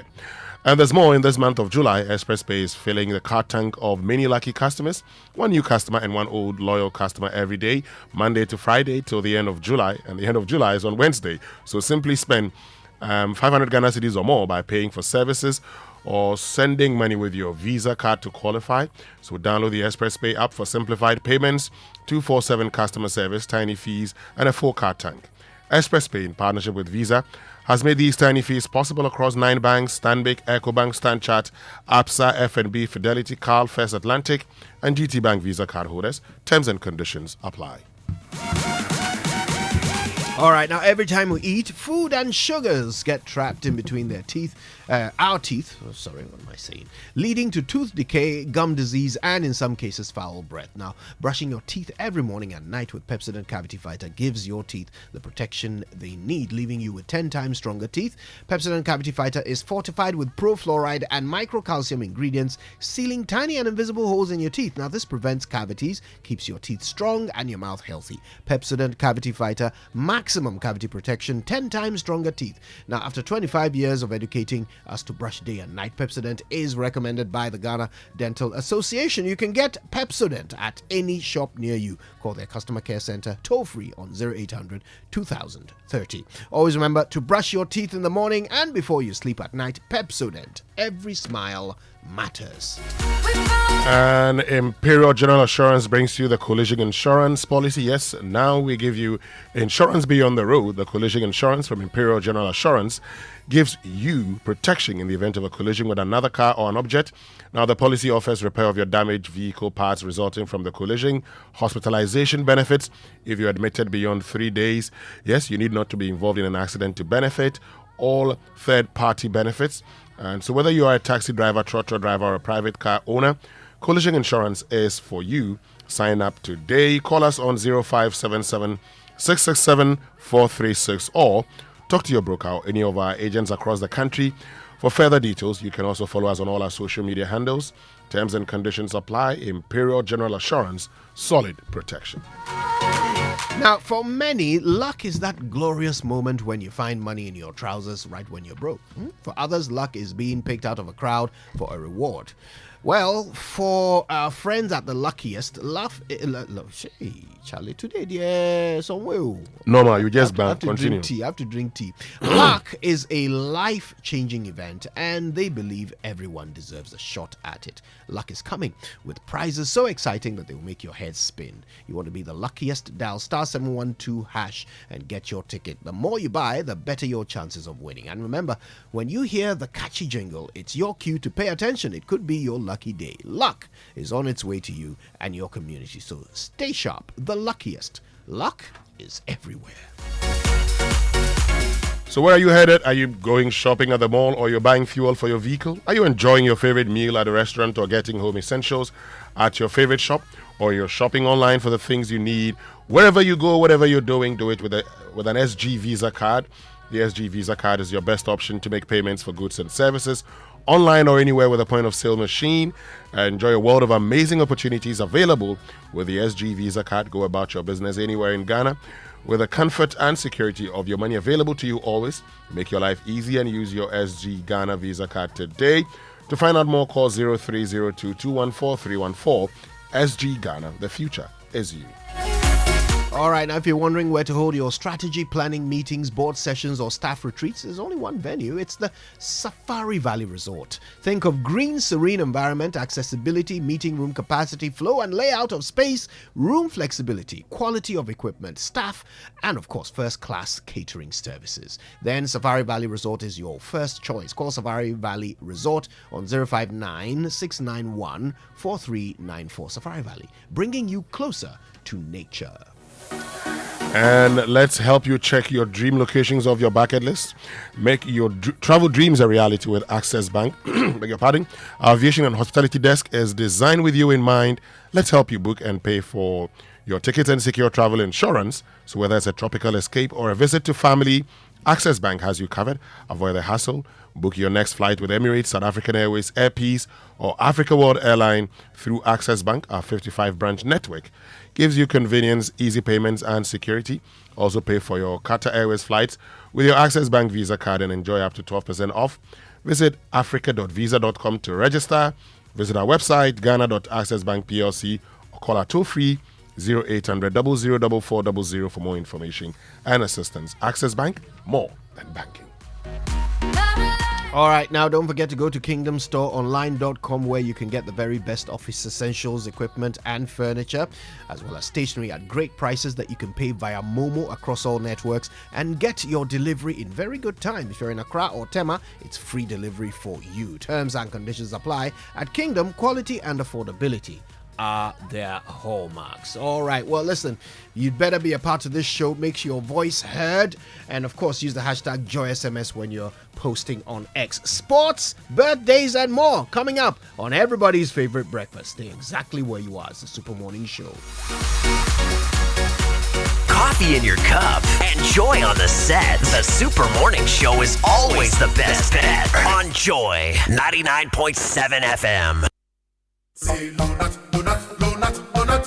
Hey, donut, donut, donut, donut. Donut, donut. Yen kong cotton donut. Donut, donut. Malaria syrup donut. Everybody follow not sa malaria. A 3D donut now. Wonto malaria chill. Who popo. What do you do? I want you. Donut. Donut. Tobacco. No.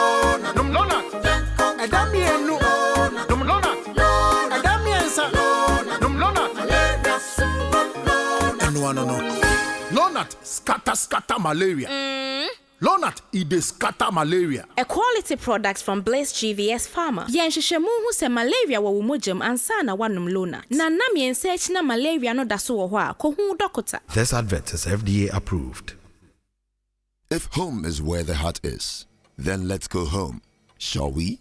Let's go where the entertainment is. Where the passion is. Where the laughter is. And sometimes even the tears too. Let's go where we feel safe enough to share our opinions. And send tweets. Where we do that embarrassing little dance to our favorite song. Let's go home where the love, the care, and the joy live. There's no place like home. Connect your home to super fast internet with affordable data bundles from MTN Home. Visit broadband.mtn.com.gh or your My MTN app to sign up today. MTN. Imagine a world where your home or business is powered by the sun's boundless energy. Picture your rooftop transformed into a solar sanctuary, radiating with eco-friendly vibes and city-saving brilliance. Well, dream no more. With Standard Chartered's renewable energy loans, you can turn this dream into a dazzling reality. And guess what? Our renewable energy loans come at very low rates. That's right, we are not just offering loans, we are offering the keys to your solar-powered kingdom. Say goodbye to high electricity bills and step into a new world where every watt generated is a step towards a brighter, more sustainable future. So if you're ready to take control of your energy destiny and switch to solar today, give us a shout on any of the following phone lines: 050-153-5789, 050-153-5790, 0244-674154. Let's chart a course for a brighter tomorrow and make your solar dreams shine brighter than ever before. Standard Chartered, here for good. And where do you think you're going? To train in the garden. With my broom? Mom, it's a javelin. Oh, really? And that plate? That's not a plate, it's a discus, Mom. We are training to become winners. Well, you know you need lots of energy to become winners. So you both better start your day with Twisco before you go anywhere. Besides its great chocolatey taste, Twisco is enriched with Enerfort, a blend of energy-boosting vitamins and minerals for little winners. Thanks, Mom. Got to keep my little winners in shape. Twisco, power your dreams. This advert is FDA approved.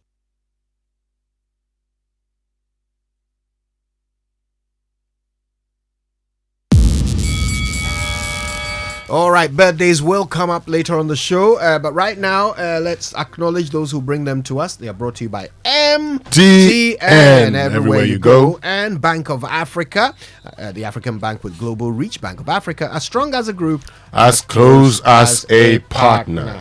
All right, now let's get straight into the Joy Sports Center, which comes to you thanks to MTN. Everywhere you go, and Standard Chartered Bank here for good, as well as Twisco Food Drink. Twisco, power your dream. And if it's football you want, well, they've got it all of it on DSTV. All the leagues, all the cups, all the matches live in HD. This season promises to be exciting. DSTV, your home of entertainment. So, folks, imagine a world where your home or business is powered by the sun's boundless energy. I mean, picture your rooftop transformed into a solar sanctuary, radiating with eco-friendly vibes and city-saving brilliance. Well, dream no more. With Standard Chartered's renewable energy loans, you can turn this dream into a dazzling reality. And guess what? Our renewable energy loans come at very low rates. We're not just offering loans, we're offering the keys to your solar-powered kingdom. Say goodbye to high electricity bills and step into a new world where every watt generated is a step towards a brighter, more sustainable future. So if you're ready to take control of your energy destiny and switch to solar today, call us on 0501 535789 or 0501 535790 or 0244 674154. Let's chart a course for a brighter tomorrow and make your solar dream shine brighter than ever before. Standard Chartered, here for good. All right, well, listen, July is SME month. So if you own a small or medium-sized business, get ready for an exciting month ahead as MTN Ghana brings you a host of exciting events carefully planned for SMEs across the region. Now, businesses will be given the opportunity to set up at the MTN head office at the SME pop-up event from the 4th until the 30th of July. There'll be quizzes on their social media pages with exciting prizes to be won. Now, they'll have developmental and capacity training for SMEs across the regions. There'll be promotions and major discounts on all products to boost your pocket and your business. So this month's activities will be capped by SME fairs on July the 18th until the 20th at the Tete Kwashi Interchange Triangle, and on July the 26th until the 28th at the Kejetia Market. Don't miss out on an open invitation to gain access to top-notch solutions, exposure to partners, and an opportunity to put your business on the map. Be a part of MTN SME Month 2024. You can contact mtnbusiness.gh at mtn.com or call or send a WhatsApp to 0244 308 111 to know more. Hello, Ghana. There's an exciting new chocolate beverage out there on the market. From the producers of Carbel, permit me to introduce to you Twisco, a chocolate food drink with a blend of premium cocoa powder enriched with Anafet, a combination of energy-boosting minerals and vitamins, including vitamins B, C, D, iron, and many more. Twisco is available in 20 grams and can be found at your nearest neighborhood store in a delightful red sachet for only 1 cedi 80 pesos. To enjoy all the goodness packed in a sachet, empty contents into a mag, mixed with 180 ml of previously boiled water, milk, and stir. Start your day with a cup of the great-tasting Twisco and power your dream. This is FDA approved. And this is Victor Achutamaklo here with the Joy Sports Center. Coming up today, Ghana's Black Sharks through to the 2024 Beach Soccer Cup of Nations after a thumping win over Côte d'Ivoire. Le ciel bleu sur nous. The 2024 Paris Olympic Games opened on Friday in spectacular style, with thousands of athletes sailing along the River Seine past lively performers on bridges, banks and rooftops in an ambitious take on an opening ceremony. Joining us to talk about all of that is Joy Sports editor Tahiru Fentu, who's covering the games for us here at Joy Sports. Friends, the organizers promised a one-of-a-kind show. What did they serve the world? Yes, Achu, the opening ceremony promised a lot and it delivered on many of those fronts. Hours before the ceremony began, rapper Snoop Dogg had been elected to carry the Olympic torch in the last stages of the relay, and he got the streets of Paris buzzing and very much excited about what was to come. Now, just before the athletes got out of the Olympics village to head to the boats on the River Seine, though, it began to rain, prompting many of the athletes, spectators and dignitaries to seek shelter in plastic wraps. I'm sure you've spotted the now infamous photo of FIFA President Gianni Infantino hiding under a plastic bag. But once the ceremony itself got underway, The near 4-hour spectacle unfolded exactly how France would have imagined it. They called it the greatest show on earth, with the country showing the best of arts, music and culture. And the stars came out with Zinedine Zidane, Serena Williams, Rafael Nadal, Lady Gaga and Celine Dion all playing a part, which obviously all culminated in French judo great Teddy Riner and sprinter Marie-Josée Pérec lighting a cauldron that is shaped like a hot air balloon that rose high into the Parisian sky and is now constantly floating over the city. You mentioned how everything went the way France would have imagined it, but it appears the rest of the world wasn't exactly pleased. Yes, absolutely. There were definitely a few gaffes. First, the organizers introduced the South Korean team as North Korea in that opening ceremony. They later had to apologize for it. The Christian community has also been outraged about what they described as an anti-Christian depiction of the Last Supper. Now, remember, the son of U.S. presidential candidate Donald Trump Jr. and Twitter owner Elon Musk, they've been at the forefront of it. They called it satanic. And the near 4-hour footage has since been removed from the Olympics YouTube channel. And a spokesperson for the Paris 2024 Olympic Games issued an apology and said that if the ceremony offended anyone, they were very sorry. But the ceremony's artistic director, Thomas Joly, he explained on French television that that scene was indeed a depiction of a 16th century Dutch painting of the Olympic gods gathering on Mount Olympus and not the Last Supper. Very interesting indeed. Let's narrow it down to Team Ghana then, shall we? Which only had 4 athletes at the opening ceremony. Why was that, and where were the rest of the athletes? Yes, this is an issue that has raised many eyebrows, especially considering that Ghana only had 8 athletes at the games. It was expected that all 8 of them would be at the ceremony, which is obviously considered a rite of passage for any athlete going to the Olympic Games. The explanation we have is that every country was giving a quota of tickets for the opening ceremony, and each country was to bring around 50% of their athletes, hence Ghana's 4 out of 8. The reason is because of the limitation in the sizes of the boats that were used for the opening ceremony. So you notice that out of the 10,500 athletes at these games, only 6,800 of them actually took part in the opening ceremony. So Ghana wasn't the only country without all of its athletes at the opening ceremony. We know Team Ghana doesn't compete until the swimmers take to the pool on Tuesday, but other African countries have been making headlines.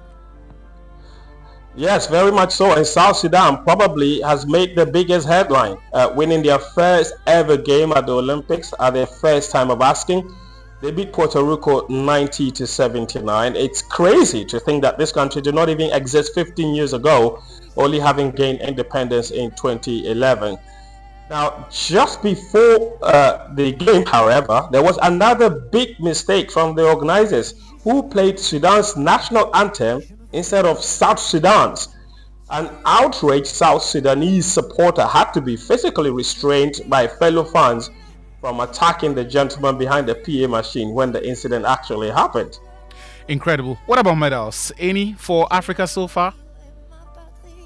Yes, 3 so far. 2 from fencing.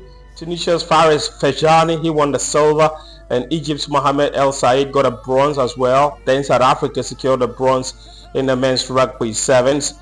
Generally, it's not been going too well for many of the African countries so far. I'm sure a lot of them, all of that will change when the athletics begins. Nigeria in particular have had a miserable start to the games, with all 3 of their table tennis players losing and getting kicked out in the round of 64.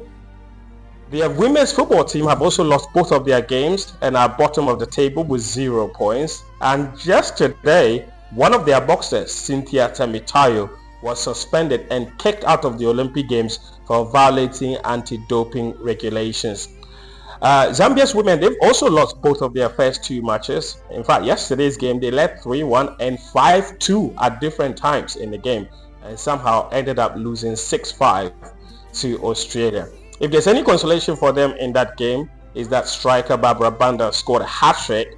That is her 3rd hat-trick in just 5 Olympic Games football matches. Now, the men's football isn't going great either for Africa. After their controversial win over Argentina on the opening day, Morocco lost their second game to Ukraine. Mali also lost to Japan in their second game, and Guinea lost to France. That's 2 defeats in a row now for the Silly National. All right, thank you very much, Fentio Tahir Fentio, our man in Paris for the Olympic Games. And that's all time will permit us on the Joy Sports Center this morning. My name is Victor Achutamaklu. Thank you very much, Victor Achutamaklu, for joining us with the latest in sports.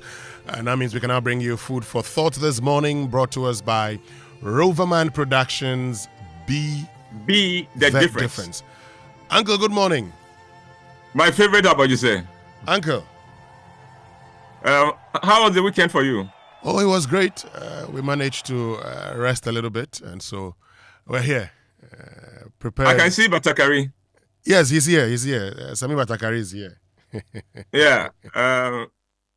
Tell him that I say hello. Oh, Sami, Uncle says hello. Yes, Sami Batakari.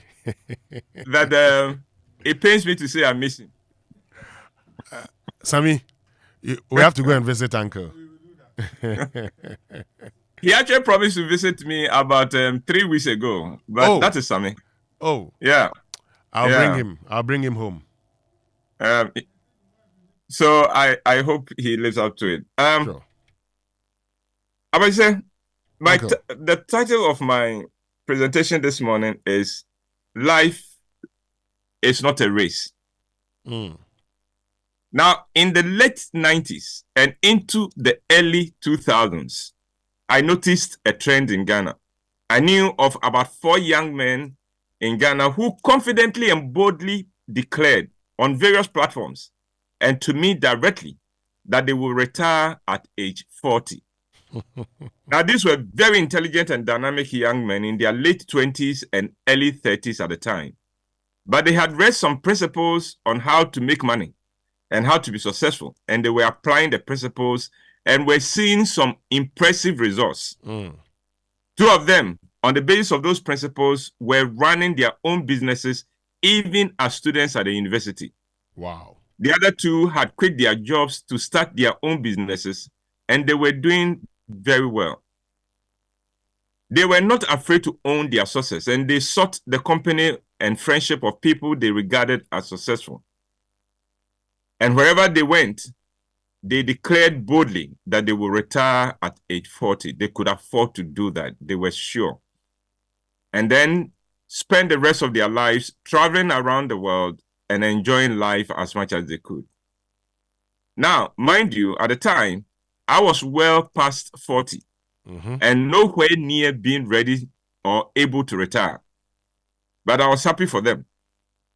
I learned those principles on which they had built their confidence, but I had learned those principles in my 40s. Okay. And being a little bit more mature than these young men, I thought the principles were useful, but I knew there was more to life and to being successful than those principles were teaching. Besides, the context in which those principles evolved was very different from Ghana. The US is a very different country from Ghana in all sorts of ways. And so applying principles that work in the US, in Ghana, without some adjustments can only lead to frustration and disappointment. I raised my concerns with 2 of them, and they, not too nicely, told me that I was too old and too set in my ways to appreciate the revolution that was embedded in those principles. Well, fast forward 20 years later, the 4 are all way past 40, and none of them has managed to retire yet. Oh. They have worked hard, they have followed those principles, but none of them has been able to afford to retire at 40. Most of their businesses have collapsed, and 3 of them have had to leave Ghana to seek economic refuge abroad.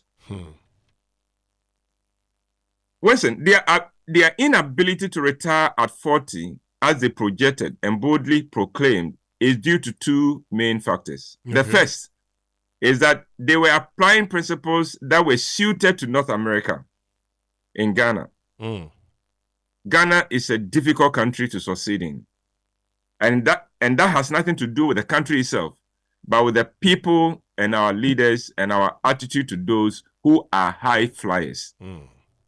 We love to pull those seeking to rise high down, and we trample upon them and on their dreams. Besides, our infrastructure in Ghana and even government policies tend to limit and inhibit growth and success. Unfortunately, successive governments in Ghana have used state power to go after the successful among us, especially if those successful people do not identify with their political party. The other reason why these wonderful young men could not achieve their goal of retiring at 40 has to do with life itself. You see, you cannot have a baby in 1 month by making 9 women pregnant at the same time. In other words, there is a process to everything in life, and the process calls for patience and persistence. Sure. The process involves failures and the ability to bounce from those failures. The process calls for humility. To be fair to the 4 young men, even in the US, those principles have had limited success and are now out of fashion. So those who bought into those principles that they can have life on their own terms are beginning to wake up to the truth that life really does not care about your timelines and your goals. The advantage of living to be 70 is that I have the benefit of perspective. I've seen the beginning of choices people made and have lived to see the results of those choices. In other words, I've seen seeds sown and have seen the harvest of those seeds. Sure. Of course, the insights from those perspectives may not be useful to me now at 70, but for a younger person, those perspectives may help guide them from destroying their prospects and their potential, and that is why I am sharing them. Life is not a race, and life is for the patient and the consistent and the persistent. There is a reason that the tortoise beat the hare in a race in that classic fable by Aesop. So, if your mates seem to have left you behind, don't despair. You may be on a different path altogether. Just keep on keeping on. Keep hope alive and keep doing your best. Stop comparing yourself with others and concentrate on running your own race at your own pace. And remember, not all that glitters is gold. And Abadise, that's my presentation for this morning. Thank you very, very much, Uncle White. This is food for thought. And I'm sure there are a lot of young men and women listening. But you know, Uncle, you know why I am actually smiling? You know, growing up, I also had similar thoughts. Okay. Yes. But you joined the bandwagon of those who retired at 40. I thought same. But I changed my mind earlier. Wait. What made you change your mind? Oh, Uncle, by the time, you know, I came back from Cardiff University to Ghana, I realized that, you know, it was not a possibility. Okay. I mean, a lot of things had to, you know, you just don't get up and think that by 40 you'd be able to, you know, retire. No. I mean, you can't retire, okay? No. You just can't get up and say you've retired. Yes. And it's always important that you learn. And you learn from those who know. Yes. So that even if you decide to go solo, you at least have perspectives from the days that you spent with others who are better placed to have impacted That's you. right. So yes, I understand. I mean, it was the ish at the time. It was a whole movement, wasn't it? Some even said, some would say, by 45 I'll retire. You know, Yeah. I heard those who said they will retire by 45. Their only problem was that, you know, SNIT says you can go on voluntary retirement at 55, and that was the problem because they were prepared. Anyway, thank you very, very much, Uncle White, for joining us with Food for Thought this morning, brought to us by Roverman Productions. Be the difference. But time now for the Joy Business Minute, brought to us by Consolidated Bank Ghana CBG. We stand with you. Anointed Electricals, the generator experts, and Build Freeze solar hybrid air conditioners, superior cooling with lower energy. Hello, welcome to the Joy Business Minute, brought to you by Consolidated Bengano. We stand with you, Anointed Electricals, the generator experts, and build-free solar hybrid air conditioners, superior cooling with lower energy. The Bank of Ghana Governor Dr. Ernest Addison has highlighted the difficulty in dealing with the cedi depreciation, which is driven by sentiment and election-related concerns. Non-performing loans will continue to hit record levels. Latest Bank of Ghana data shows that it has witnessed some significant jump to reach more than 24%. Government missed its treasury bills target for the third consecutive week as liquidity remains relatively tight on the money market. That's according to auction results from the Bank of Ghana. Italy's Prime Minister Giorgia Meloni has vowed to relaunch relations with China as she began her first visit to Beijing since taking office. And that's the Joy Business Minute, brought to you by Consolidated Bengano. We stand with you, Anointed Electricals, the generator experts, and build-free solar hybrid air conditioners, superior cooling with lower energy.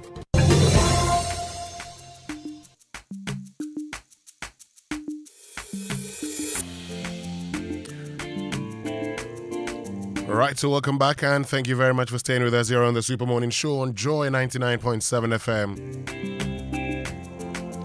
But Anointed Engineering Services Limited is into the sales of ultra-silent generators from 5 kVA to 2,500 kVA. And then they take maintenance and repairs of all kinds of diesel generators. They also stock, genuine spare parts of all kinds for various generators, and also do generator rentals. Now, they have branches nationwide. You can locate their latest branches in Amrahia. Frames Oil on the main Adenta Dodua Road and East Legon, Lagos Avenue Road opposite Tomric Hotel. And then in Tema, where they have in Tema, is the Tema General Hospital Road, Community 9, just after the overhead. Kaswa off the Wager Kaswa Road near Simaf Cement Depot. But at Odoko, where they have their head office, number 77 Anointed House off the Odoko Malam Road. Call them on 0243 480334.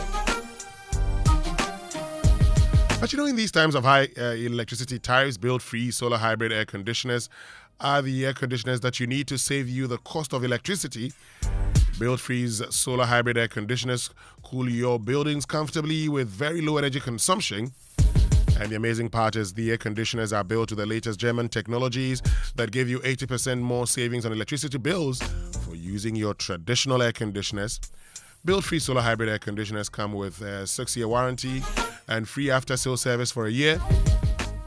Please call them now on 0531 100 915. That's 0531 100 915. Build free schooling for the people at lower electricity billing.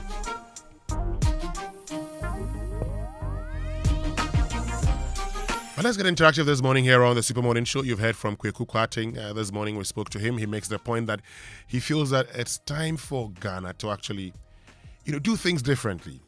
He calls for a bipartisan conversation on how we can transform the fortunes of this country. And he believes that we've done the same things over and over again with the same result, which has led us to where we find ourselves today.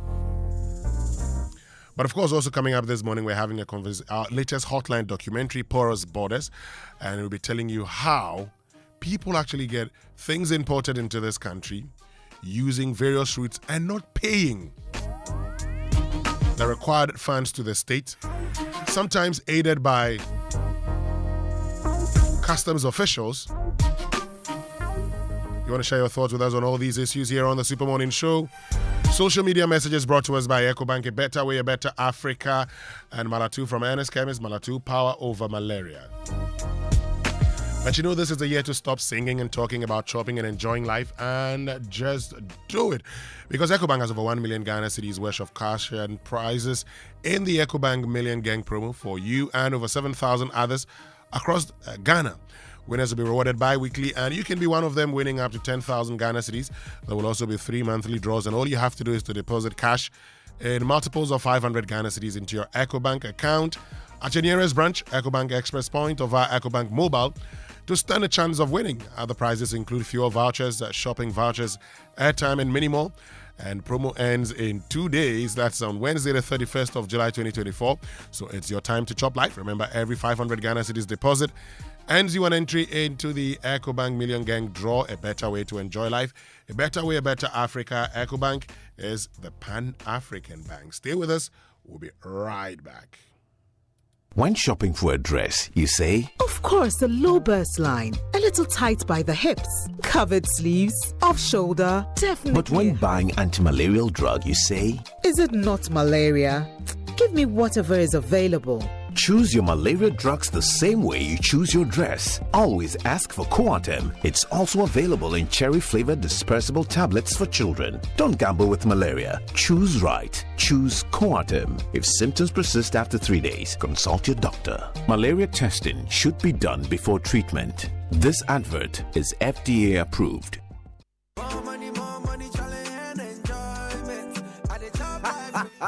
We not say problem day, but you for chop life. Simply deposit cash in multiples of 500 Ghana cedis into your EcoBank account at your nearest branch, Express Point, or through EcoBank Mobile to win your share of over 1 million cedis in prizes in the EcoBank Million Gang promo, EMG. Be one of over 7,000 people to be rewarded. Hey, my God. Yes, so over 7,000 people go chop soft life from May to July 31, 2024. Be an EcoBank customer or be square. Remember, every 500 Ghana cedi deposit earns you a point for the EcoBank Million Gang today, EMG. Deposit today and win your share of 1.2 million in cash and prizes. A better way to enjoy life. A better way. A better Africa. EcoBank, the Pan-African Bank. This promo is regulated by the NLA on the Caritas Lottery platform.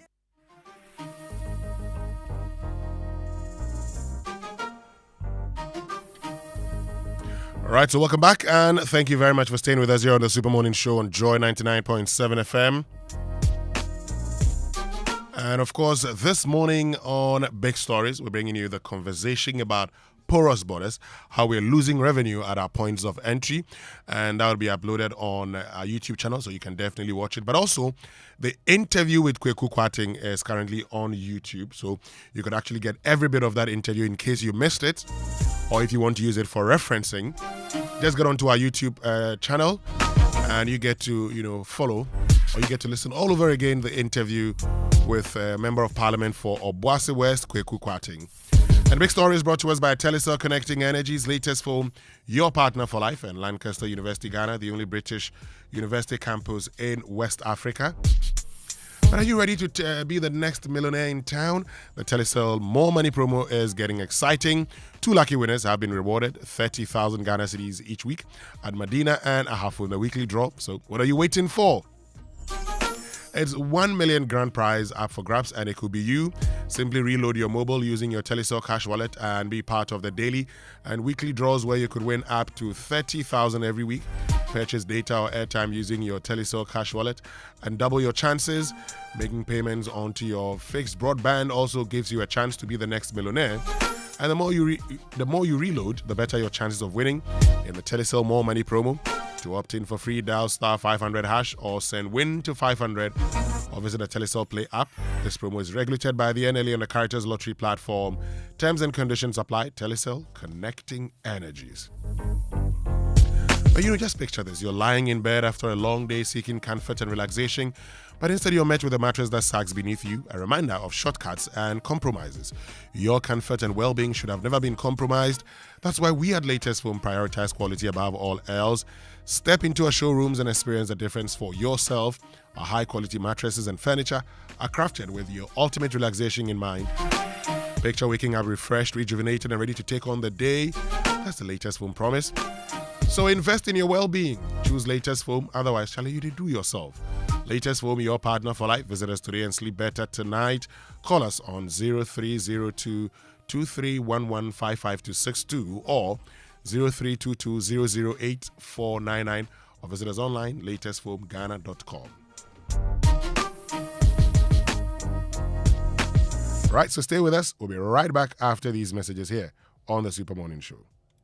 Beautiful people, we are live in town, soaking in the excitement about the partnership between Access Bank and PABS, revolutionizing the way people move money across Africa. Let's hear directly from those reaping the benefits. It's a relief. Anytime I send money back home, my family receives exactly what I send them, instantly. I'm studying in Ghana, but originally from Nigeria. With this service, my parents send my school and hostel fees directly, and they do it with so much ease. I run a fashion business. Let me tell you, send sending and receiving money across Africa without those annoying forex fees has really cut down our operational costs. Benefit from instant payments across Africa with zero foreign exchange hassle. Visit our website www.ghana.accessbankplc.com or call our toll free on 0800 00 4400 for all your cross-border payments. Pass it with Access Bank. Access Bank, more than banking.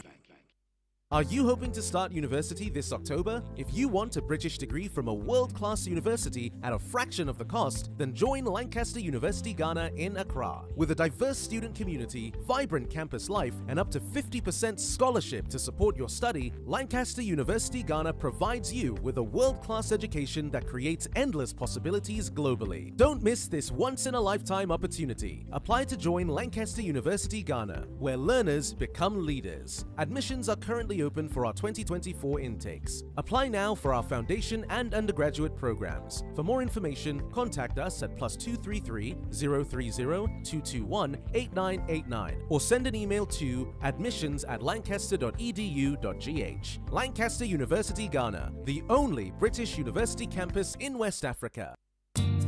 The era of playing small is officially over. It's time to scale up and evolve. It's time to connect with opportunities that unlock bigger possibilities. Whether you're a startup with a big idea or a company ready to shake things up, Telecel is your partner. This is a world where partnerships thrive, visions become reality, and goals are achieved. We turn sparks into flames, dreams into realities, because when energies connect, incredible things happen. Transform your business ideas into success stories with Telecel Business. Choose from a wide range of products and services tailor-made to drive your business. Call 0302 334040 or email business@telecel.com.gh to sign up today. Telecel Business, connecting opportunities, connecting goals, connecting businesses. Telecel, connecting energies.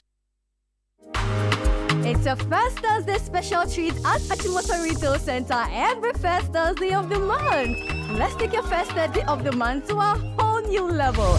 Join us, get fit with ALC in August, bingo or quiz night in September, karaoke in October, fashion events in November, and open air jam with DJs and hype men in December. It's going to be an amazing experience you won't want to miss. You will also get to enjoy discounts on pizza from Pizza Inn. Buy one, get one free. Come and enjoy an unforgettable time with us every first Thursday at ALC at Shimota Retail Center. And your vibes in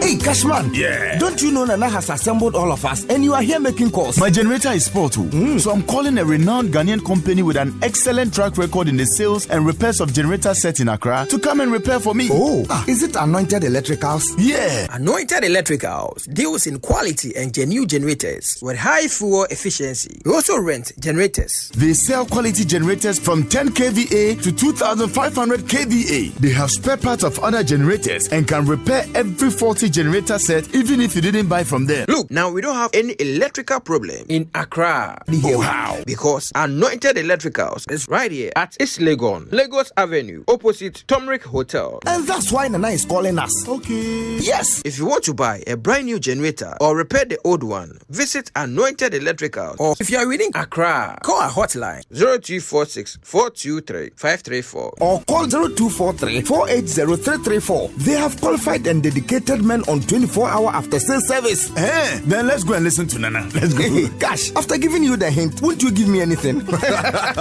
Anointed, the generator experts. Enhance your business operations with the HP Color LaserJet 150NW printer. You can print, copy, and scan up to 19 pages per minute with high-quality mobile scans or customizable shortcuts in the HP Smart app that delivers effortless use from wherever you work so you can focus on growing your business. Take advantage of its Wi-Fi direct printing and intuitive touchscreen, which are both designed to simplify your day. With the HP Color LaserJet 150NW printer, experience fast and easy setups and improved overall printing efficiency with a 20,000 page duty cycle built to keep you and your business secure and moving forward with embedded security that is pre-configured out of the box to detect and stop attacks. The HP Color LaserJet 150 NW printer is available at all Compu Ghana stores. Visit CompuGhana.com or call 0302 752 020 for more information. Coffee in your cup and joy on the set. The Super Morning Show is always the best bet on Joy 99.7 FM.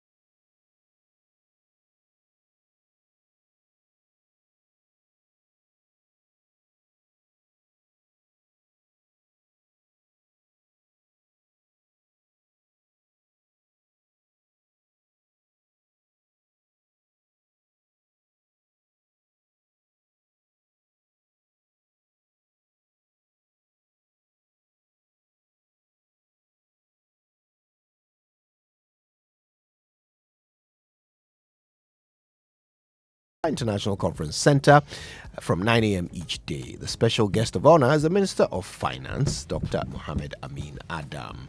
The National Sales Leader Conference will focus on sales innovation, revenue growth, sustainable sales strategies, and sales leadership. It is specially curated for sales leaders to make a transformative impact. For more information, call or send a WhatsApp to 050-2711-070 or go to nslc.accra.org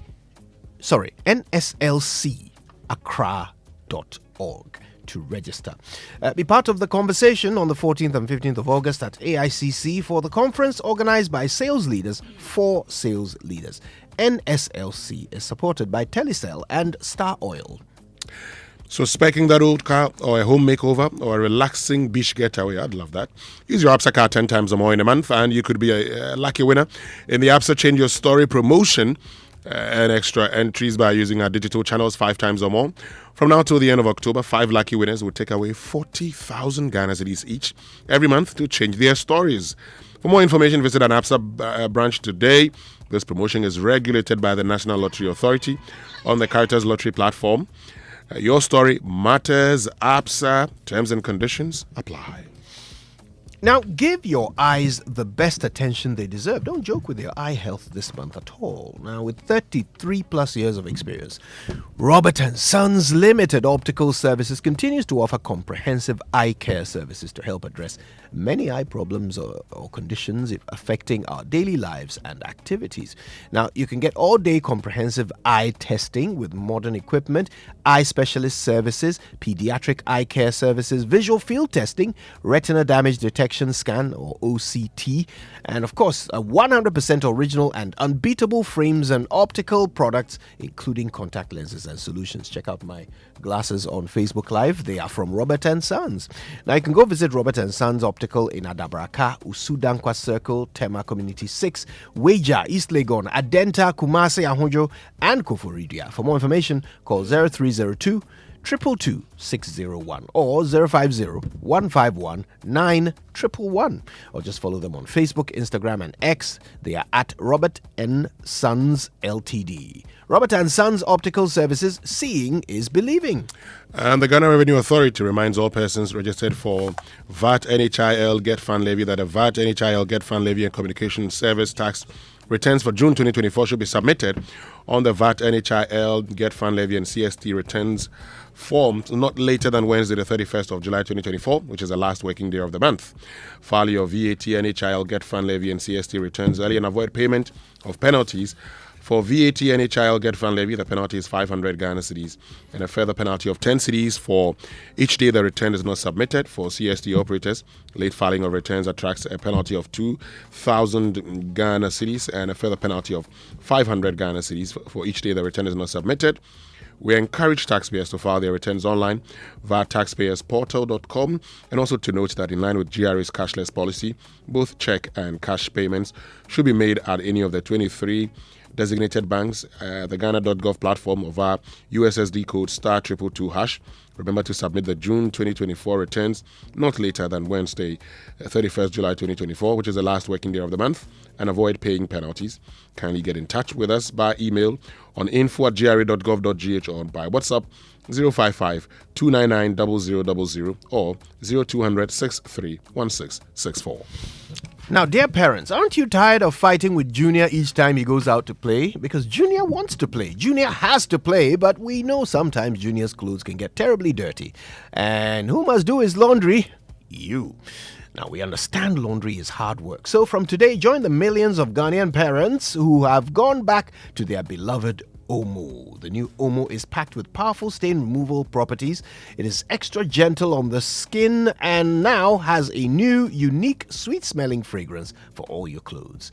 You're fast. Grab Omo Hand Wash or Omo Auto for machine wash at any grocery shop or supermarket near you. Omo, powerful stain removal with long-lasting fragrance.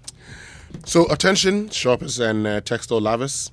The Ghana Revenue Authority introduces the textile tax stamp effective July 1, 2024. So this stamp protects your jobs and livelihoods from illicit trading, counterfeiting, and smuggling. This is not a tax, it's just a compliance measure to protect the textiles industry in Ghana. So which products are affected? All African prints textiles are included. Look out for the green border for domestic products, red border for imports, and blue for the transition period. Remember, look out for the textile tax stamp when you buy. Protect our local industry and jobs. For importers and manufacturers, register and get your stamps at your nearest GRA office or online, gratextilestaxstamp.com. And for sellers who have such textile prints already in their shops, kindly contact your suppliers for your blue stamps.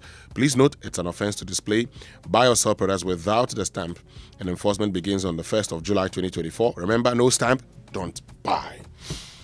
All right, now it's time for the Hotline Documentary. So, Joy News' investigations have uncovered how customs officials take bribes to allow traders to transport smuggled goods from neighboring countries. These officials take bribes as little as 20 Ghana cedis to allow traders who have evaded paying taxes on their goods to cross the borders. In our latest Hotline documentary, Porous Borders, investigative journalist Kwete Nate reveals how the country's inland borders are becoming a hotbed for the transit of smuggled goods.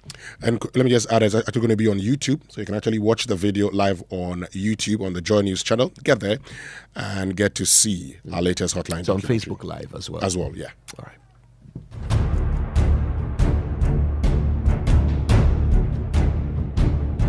Every year, a significant volume of products ranging from fake hair, flavored water, cement, refined petroleum, and palm oil from Togo end up on the country's domestic markets.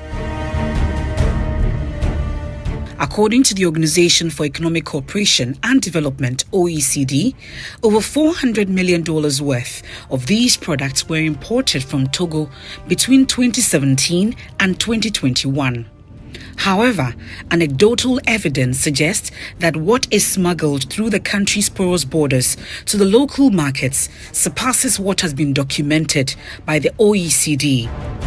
This phenomenon has become one of the major concerns of the newly appointed Finance Minister, Dr. Mohamed Amin Adam.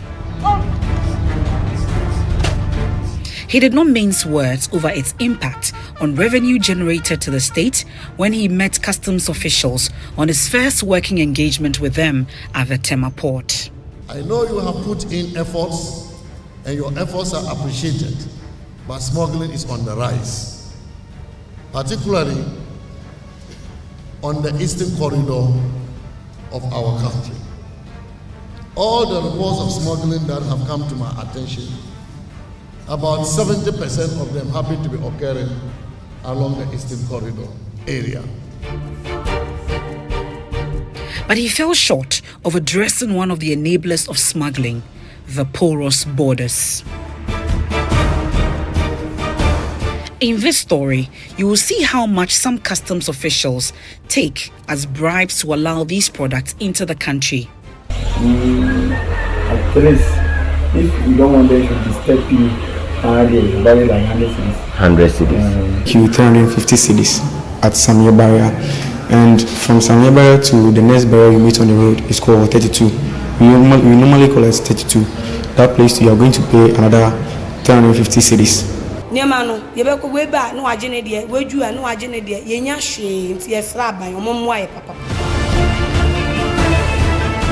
My name is Kwete Nate. In this edition of Hotline Documentary, I will take you on a journey through these routes where contraband goods are brought into the country.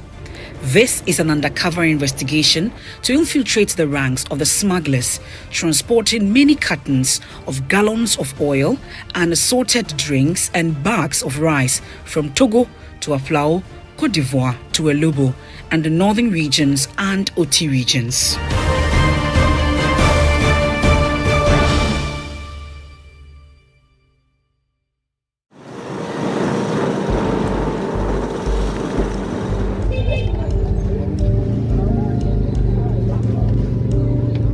This daring broad day attempt to circumvent the approved border posts manned by customs officials has a reason.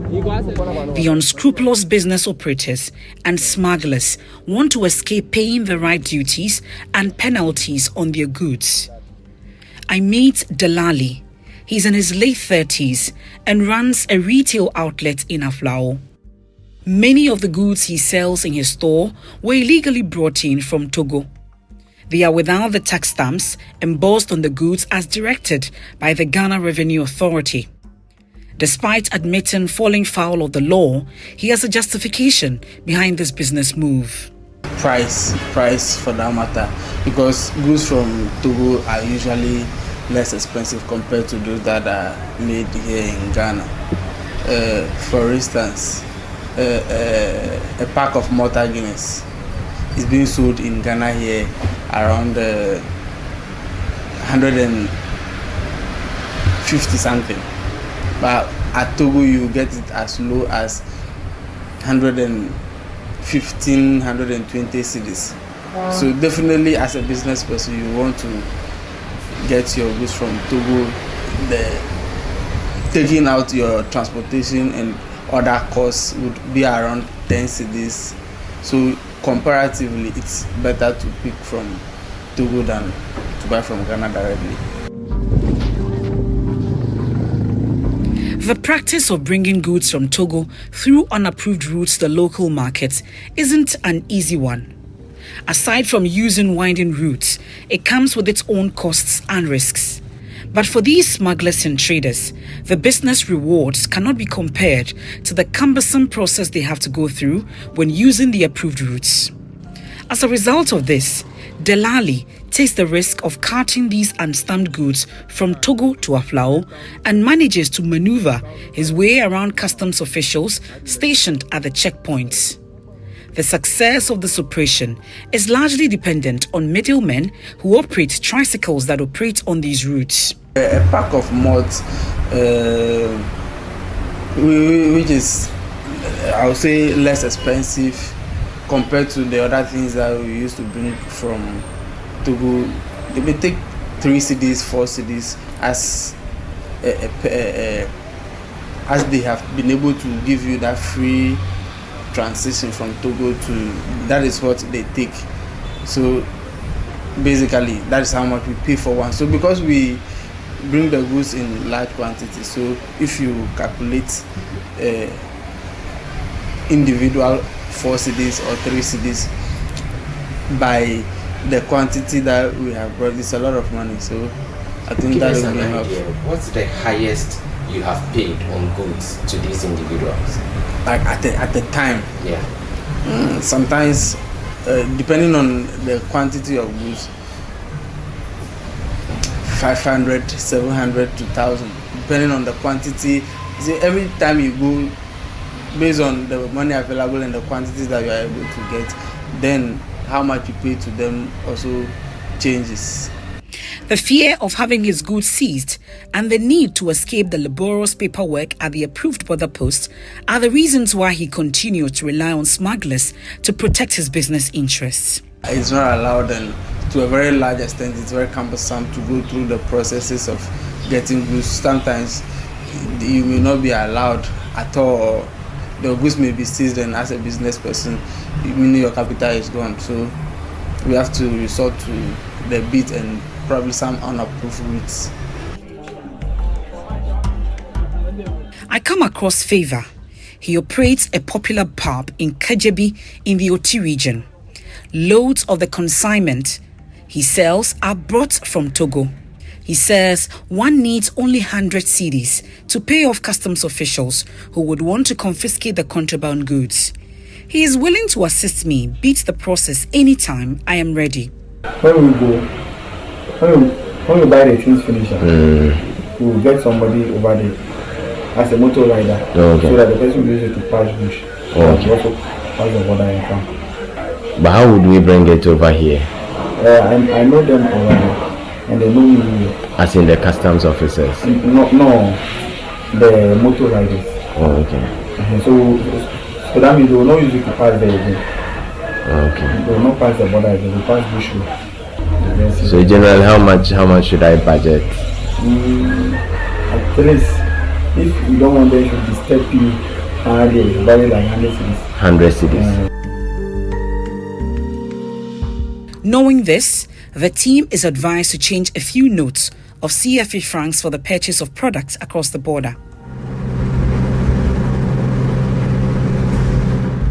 Even before we pass through one of the beats into Togo, some immigration officials and men wearing civilian clothes from the Togo side are asking us to pay cash.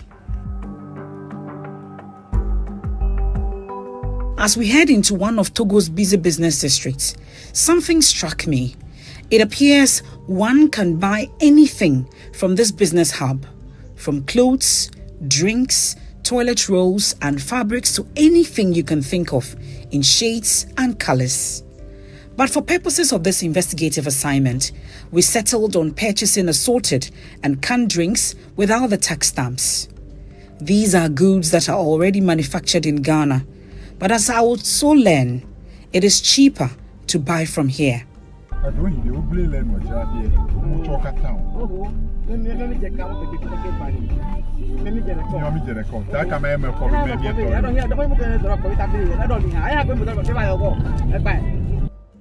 As at the time of investigation, a carton of Malta Guinness sold at 92 cedis in Togo, while in Ghana it was retailed for 160 cedis.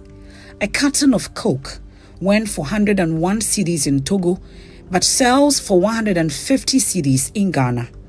While Vodi sold at 169 cedis in Togo, in Ghana it was priced at 270 cedis per box. Any of these goods I have bought here should ordinarily be confiscated by customs officials, or I should pay the right taxes on them. But if this is not done, the profit margins of these traders can be anyone's guess. Look at that.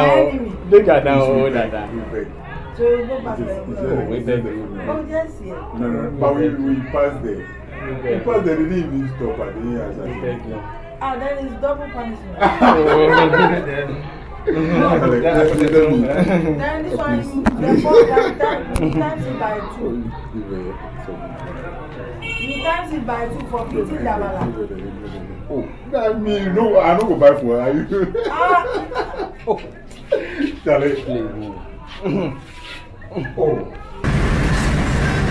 We have driven through several checkpoints with these goods without tax stamp from Aplau through to Dabala to Segakope without being flagged. Our movement through these checkpoints was smooth until the customs officials in her mid-30s flagged us to stop at the Segakope checkpoint. The investigative team assumed this customs official who stopped us was to inspect these goods would get us to pay taxes on the assorted drinks. But we were in for a shocker. She demanded the team pay a bribe of 400 cedis. She allowed us to pay 200 cedis after some minutes of negotiations. Back to Dabala, we pay the city, you go your way. No, please. You pay something small to your How much? Because how much? That's 500.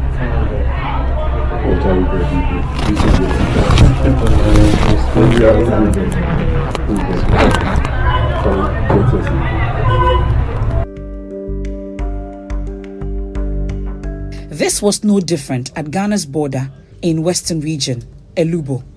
Many bags of rice are bought through the border post and are allowed to pass without paying the right taxes. Some of these traders who bring rice from the Ivory Coast have become familiar with customs officials demanding bribes from them and allowing them to go with their booty. Despite its toll on their profits, they prefer dealing in such transactions to pay the right duties. They claim they are not issued with invoices or receipts to cover these payments they make to unscrupulous customs officials.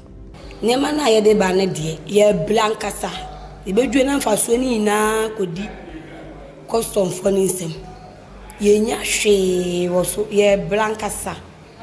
So ka so mo jeje mo nsemu ska sen na ye omo jeje ye fa say bia what on nema 2000 2000 and send your budget ma on first one yana at a free usike duane so.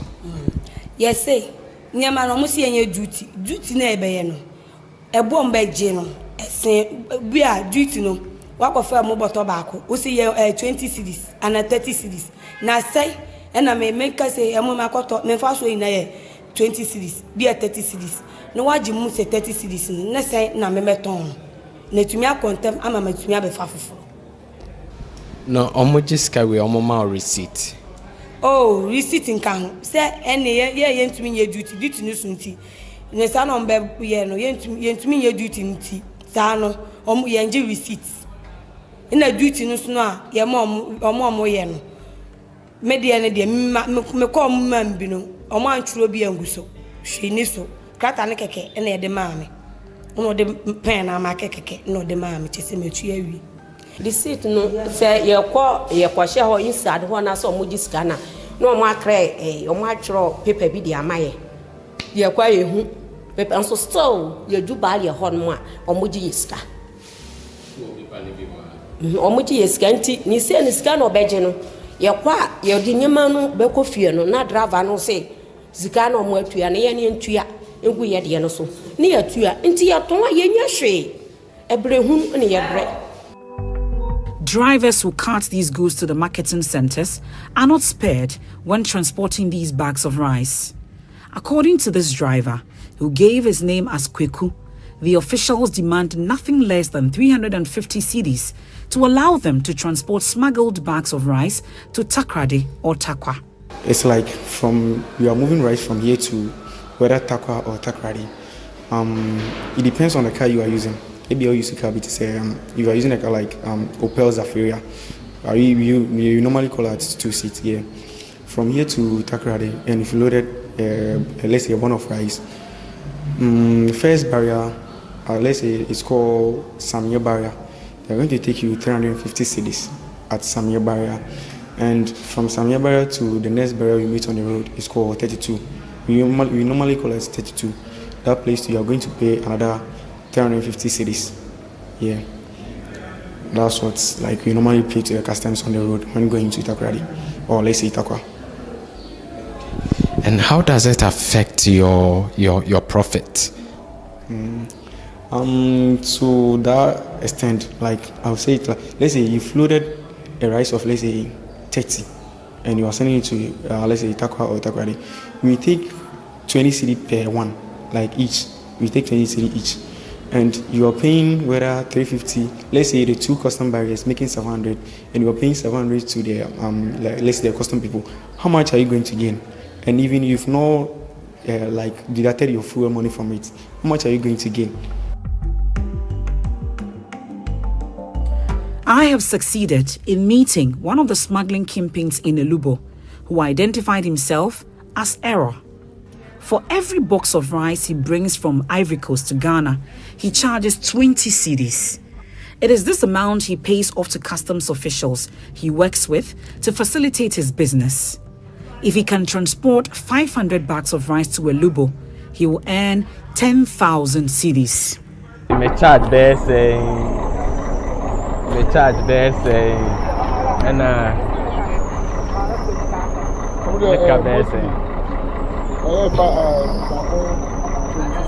back 20 cities. You ever say be a back 300, memo 320.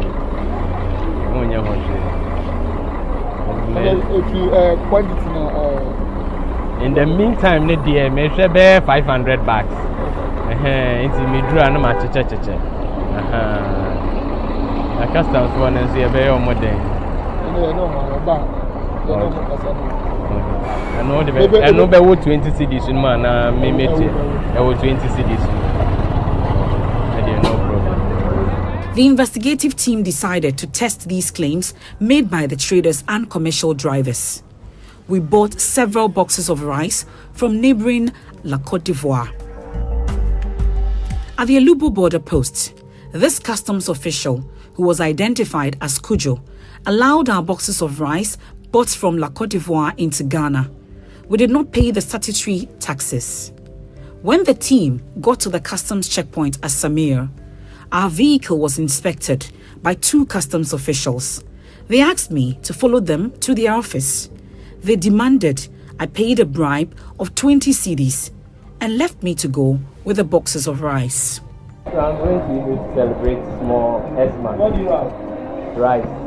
How many bags? 3. And you alone, you are going to use it to go back. Oh, I'll just down to my pastor. And then other people. Give me the one. It's a small. We are in the festive. The driver should know better. The moment he takes you, he informs you the nitty-gritty. I'll dash you one and pay for the 2. The 2, how much will I pay? 20.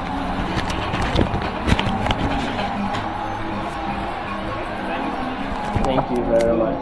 Here's the book for me to use. Hey, thank you very much. My number is even. I thought you were coming to give me receipt. Oh. But the receipt when you pay the duty. The duty is $1 Oh. But cartons of drinks and bags of rice are not the only products that are illegally brought into the country without paying the approved fees. At Kajabi in the Oti region, I feigned interest in wanting to purchase a vehicle from Togo. This middle-aged man, whom we decide to call Efo Kofi, walks us through the modus operandi of bringing cars into the country without paying the right taxes. He claims to have collaborators within the security agencies who aid him in carrying out this work. Bring it for you personally without duty. That one who can bring it. Okay. Then you manage your own affairs. Okay. The way for that one, the person will just bring it and wash it. Okay. Okay. It's another method. Okay. We have men who bring it to you. Okay. Even today, if you like, you bring it. Okay. And they'll come for their money. But in terms of maybe if I want someone to do the papers for me to. No. For that, when they bring it here, then they wash their hand. Okay. You find your own person that they'll come and put it in the house. Okay. You cover it neatly. Okay. Then you take it from there. You produce the papers to your so-called agent at Accra. Okay. Then they'll say they'll come and put the trial number on it and send it to Accra. Okay. With all documents. Okay. Then you go to the process. Okay. Okay. It's another method. Okay. So usually, let's say I know cars in Togo don't cost much. Yeah. Let's say how much would my cost be for? I send it to my friend at Lome. Okay. You will give you. He's an Interpol man. Okay. He doesn't like your 1, 2, or 3 questions. Okay. Whatever you give him, I say okay. Okay. Not necessarily going back to say I'll charge you. Okay. No. Okay. It is the person who can only charge the person who bring it. Okay. Without it. Okay. He's going to charge you small things. Okay. Take his money. Okay. I'll make sure that the car reaches here. Okay. When there is a surge in the prices of fuel at the pumps, a new trade emerges in most border communities: the smuggling of fuel into Ghana. Imoro Audu is a tabletop fuel operator. He knows all about this business. Na first na etienne say Ghana na tum. Ohwe to good yen Ghana difference room. Into the bar obi anto. And so by border. And he says say before Ghana dey krampo a nsu to ebia tanka ntumi mba ha. Tanka so ntumi amba be 3 days a edin wa ha because any feeling say him bia wa ha. Edin. Enti ama Ghana to good no. Etumi fa ba Ghana no. Na ose ofa baha na omo haw omo jeje ska free wonsem na hwan mo na etai haw no mo ha na say agent for no mo free to go am de bre no mo ha mo adwen ho no because illegal am adwen mo tumi fa emma wia ba sia no ya nyina bompa say ade bia ni ukrum ti na ukọ nyankukrum ko hwede edin so bi ba de ne me aduma yesu ede na aduma de ma kofum ase na omodie no ti esi ede me aduma yesu ede na ayusi nti na omode ba na moboka sen efa ekwan mu tuatua no na moboka sen tuatua no nyina no se ebi ede bi free on mo aba no ede transu border no yɛ nsuo na ɛwɔ Ghana ne Togo mfimfini ɛbɛtra kudo ɛna ɛbɛtua ɛsa de free on ba yɛwɔ amanfo mo kwan no so because one if you win a cost of chiwa and one say illegal once be how you say didn't know one for Ghana die na okofa Togo die. It is becoming an uphill task to decisively deal with smuggling at the country's porous borders.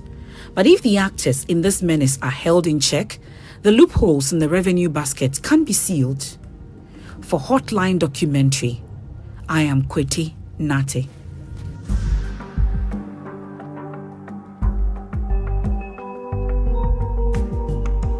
I can talk more about these happenings with Guta, with the Ghana Integrity Initiative and others. Stay tuned. We're back after these. Looking for a home in a safe, secure, and luxurious environment? Alphabet City has just what you need. Join our gated community in the lively precincts of Sakumono for a carefully crafted home that provides you with peace of mind and a safe space for your children. Alphabet City boasts of leisure and recreational facilities to ensure your mental and physical well-being. A good road network, 24-hour surveillance systems and security, water and electricity, serving as a safe haven. Let's meet your needs. Book a tour today. Find out more on www.waylead.org or call 0240 111 119 or 0504 499 999 to make the right investment in a home. Alphabet City, the ABC of Home Sweet Home. Hey, Eradi, where are all these high bills coming from? Now, where they made it here? In these times of high electricity tariffs, Build-Freeze solar hybrid air conditioners are your sure bet to cut down on electricity bills. Build-Freeze cool your buildings comfortably with very low energy consumption. The amazing part is the air conditioners are built with the latest German technologies that give you 80% savings on energy consumption compared to traditional air conditioners. Build-Freeze come with a 6-year warranty and free after-sale servicing for a year. Please call us for purchases on 053 1100 915 053 1100 915. Build-Freeze, superior cooling with lower energy. Education is the most powerful weapon to change the world. At Heritage Christian University, you are assured of quality education. Accredited by GTech and affiliated to KNUST and UCC, we offer programs like Bachelor of Business Administration, Community Development and Theology, Theology and Ministry, Psychology, Nursing, Information Technology, Information Security, and Business Information Technology. Professional programs like ICA, CIMG, CIHRM, ABE. We also offer short courses on media and IT. What makes Heritage stand out is our experience and scholar practitioner faculty, entrepreneurial training with financial support, ultra-modern facilities, and hostels. Qualifications for entry is WASI or SSC or GBCE, HND or Diploma Top-Up.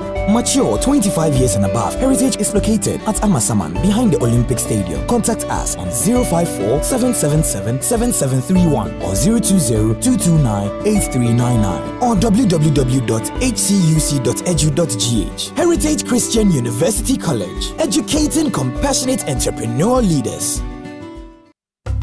Attention, facility management professionals. Get ready for the event of the year, the IFMA Global Africa Conference in Ghana, August 1st and 2nd at the UPSA Auditorium, hosted by the International Facility Management Association's Ghana chapter. This is your chance to meet the world's top FM experts, thought leaders, and innovators. Immerse yourself in groundbreaking keynotes, interactive panels, hands-on workshops, and unmatched networking sessions. Explore the future of facility management in Africa's booming built environments. Don't miss out on the epic gathering of minds and ideas. The IFMA Global Africa Conference, August 1st and 2nd at the UPSA Auditorium. Be there. Proudly sponsored by Fides Group.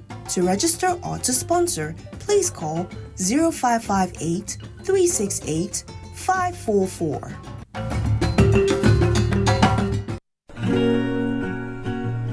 Happy Monday. Welcome to Vital Signs by Sonotech Medical Center.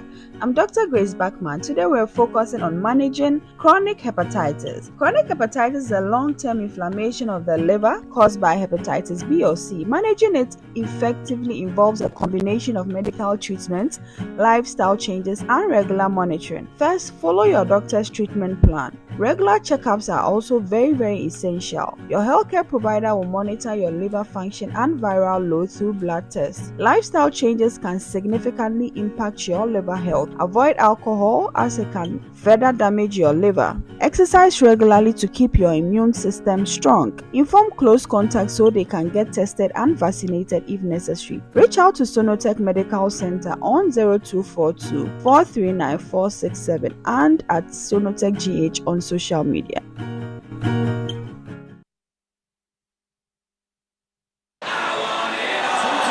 Manchester City are the Premier League champions again. When it's football you want, get it all on DSTV.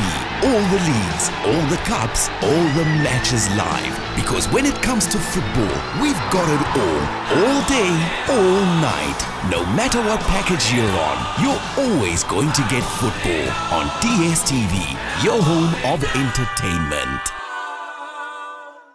Life transforming messages, anointed ministrations, uplifting praise and worship.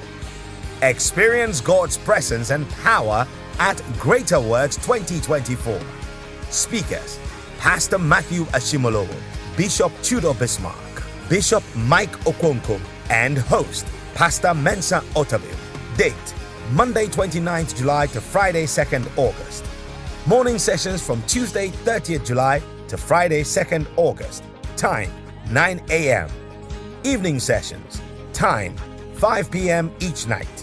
Venue: ICGC Christ Temple East. Special song ministration by Nathaniel Bassi. Also ministering ICGC choirs and worship leaders.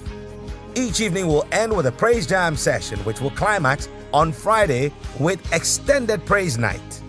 Buses will be available at vantage points across the city to bring you to Christ Temple East and back. Visit gwcentral.org and our social media handles for more details. See you there! It's coming down! It's coming down! It's coming down! It's coming down! We shouldn't have gone to that party. Massa, my head is killing me. Is that your stomach? Yes. What did you eat? I don't know. Get rid of your gastric problems with number 10 liver salt. Number 10 gives you quick, effective relief from nausea, indigestion, heartburns, hangovers, and hyperacidity. And with different fruity flavors such as orange and lemon, it's a pretty tasty way to end an uncomfortable situation. Number 10 liver salt from Ernest Chemist, because everyone needs a chemist. This advert has been vetted and approved by FDA.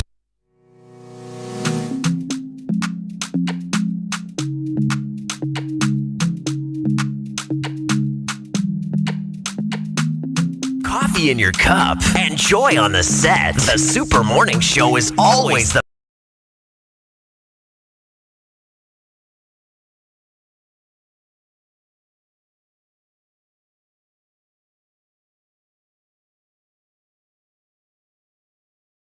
If you just joined us, you've missed. The Hotline Documentary today, Porous Borders, was an expose, a revelation of corruption at our borders as customs officials allow for goods that customs ought to be paid on to be brought through our borders, sometimes for as little as 20 Ghana cedis bribe. Shocking stuff, all unveiled by Kwete Nate and the team, and it's time for us to have a conversation about what we've heard. So we'll be speaking to Mary Awelana Ada, Executive Director of the Ghana Integrity Initiative, as well as Joseph Obing, who is President of the Ghana Union of Traders Associations. Okay, that's GUTA. Stay with us for that. Now, the best investment you can make is to invest in your child's education. A good school with international standard education and facilities that will nurture your child and give them the right fundamentals to be great in future. So let me introduce you to Metro Gold Schools. Metro Gold Schools is located in Ablikuma Curve. Admission is ongoing for Cambridge education, and the school starts from creche to grade 9. Children from ages of 3 months to 14 years. Rush now for the September intake. School starts from the 10th of September. Metro Gold Schools has a modern facility and serene environment conducive for learning.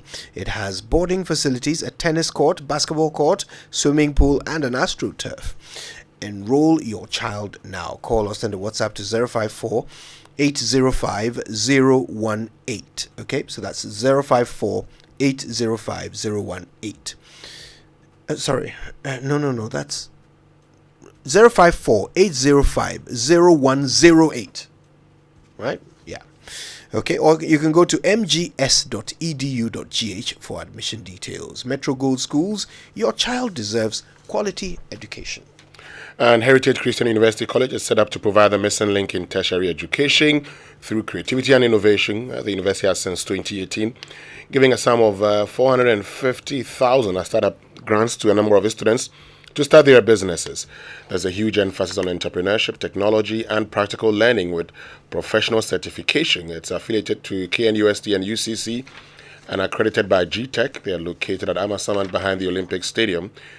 They undertake the following undergrad programs: BA Psychology, BBA Accounting and Finance, BBA Logistics and Supply Chain Management, BBA Accounting with Computing, BSc Nursing, BSc Business Information Technology, BSc Information Security, and Bachelor of Community Development and Theology, and many more. Master's programs are also available. Qualifications for the undergraduate programs: WASI, ABC, GBC, HND, or diploma holders.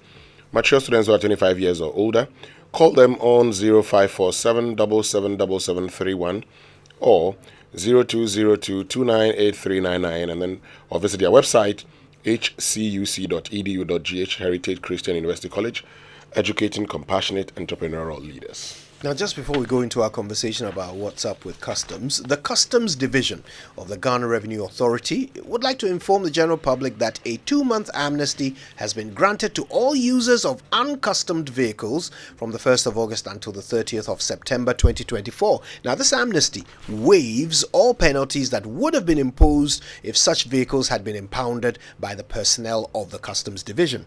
All users of uncustomed vehicles are encouraged to take advantage of this window and regularize documentation of their vehicles that have been illegally imported into the country.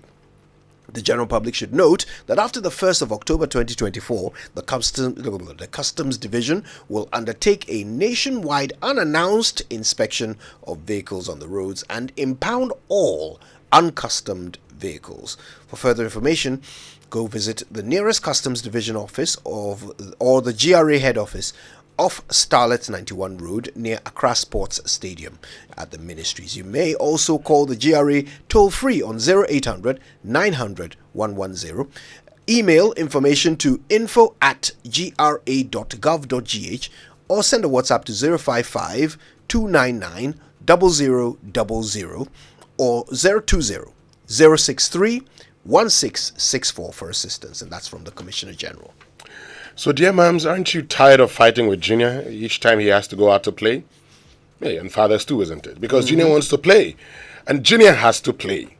But we know sometimes Junior's clothes get terribly dirty, and who must do his laundry? You, of course. We understand laundry is hard work, so from today, join the millions of Ghanaian moms and sweet mummies and old girls who have gone back to their beloved Omo. The new Omo is packed with powerful stain removal properties, is extra gentle on the hands, and has a new unique sweet-smelling fragrance for all your clothes. Yeah, fast! Grab Omo Hand Wash or Omo Auto for machine wash at any grocery shop or supermarket near you. Omo, powerful stain remover with long-lasting fragrance. All right, let's say good morning to Mary Ada, Executive Director of the Ghana Integrity Initiative. We'll also be joined by Joseph Obing, President of the Ghana Union of Traders Associations. Good morning to you. Good morning, Kojo and Winston, and good morning to your listeners. Yeah, it's great to have you, Mary. So, I mean, you've listened to the documentary. Honestly, how does Customs Division go about fixing this problem?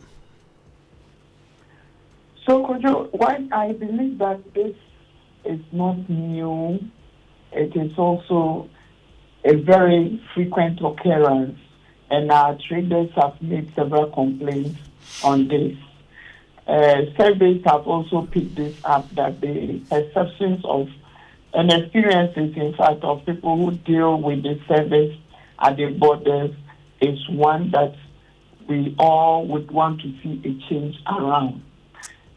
We in the Ghana Integrity Initiative have in the past and continue so to do. We are engaging the Customs Division, and this we also want to escalate to the level of the whole GRA, because it's not just the customs, it is an issue that involves the whole of the GRA, including the DTLD. And the aim is that when there is opportunity, people definitely take advantage of these. Also, when people know that issues around deterrence and enforcement of the code of conduct are not effectively done, then they will do this with impunity, and that is what is happening. And so our proposal in that one, let's institutionalize a complaint mechanism that is confidential, that is very proactive, and also available and accessible across all the regions of this country, so that when people like those who have lamented and complained this morning have issues, and they know that this mechanism is trusted or can be trusted, it is confidential, and they will make their inputs and get out their complaints and get resolution to them timeously, then quickly they will do so. So we have proposed a toll-free line that we use for our ALAC, the Advocacy and Legal Advice Center, to the Customs Division. We've also done some work around training and integrity with the Customs Division itself, working with two of their commissioners in the past. This current one we are yet to engage, but their Ethics and Integrity Division of the GRA are aware of this initiative, and we believe that if we put it in place, the only thing that will get people to trust the system, the only thing that will get people to believe that they can get away, is when we know that those who are engaging in these behaviors, the accounts will say Oman before. Those who are boiling this Oman, they will know that when they try, they will be caught. And when they are caught, they will be sanctioned heavily. Just with their codes internally, I believe they have a unit that is dealing with that. And so if we are successful with this, we will see a lot of changes. When people get sacked for the 20 cities they take, then their friends would be thinking twice before taking any such action in the future. And so reporting whistleblowing effectively, and then also ensuring that there is great compliance with the codes, and those who also are guilty are then taken through the process to get severely punished in our courts. I believe that's the only way we can deal with this. Now, Mr. Joseph Obeng joins us. He's president of the Ghana Union of Trader Associations. Mr. Obeng, clearly this is a systemic problem. It wouldn't happen if there wasn't complicity across board, not just with customs, but with the business operators, the transporters. All of them have something to gain. That's why it happens. Tell us, what should be the way forward in dealing with this? So, thank you very much. I think when we are discussing such issues, we do not bring emotions into it, and nobody should play scenes around this, because we are all corporate. Anybody, any Ghanaian who is talking around this subject is corporate, because when you find yourself clearing goods, you have to depend on a clearing agent, and then you appeal to him to make sure that he gets a reasonable duty for you to pay. And why is this so? We, the trader, who is the importer, the clearing agent, and then the customs officer, we are all working under a system that is not workable.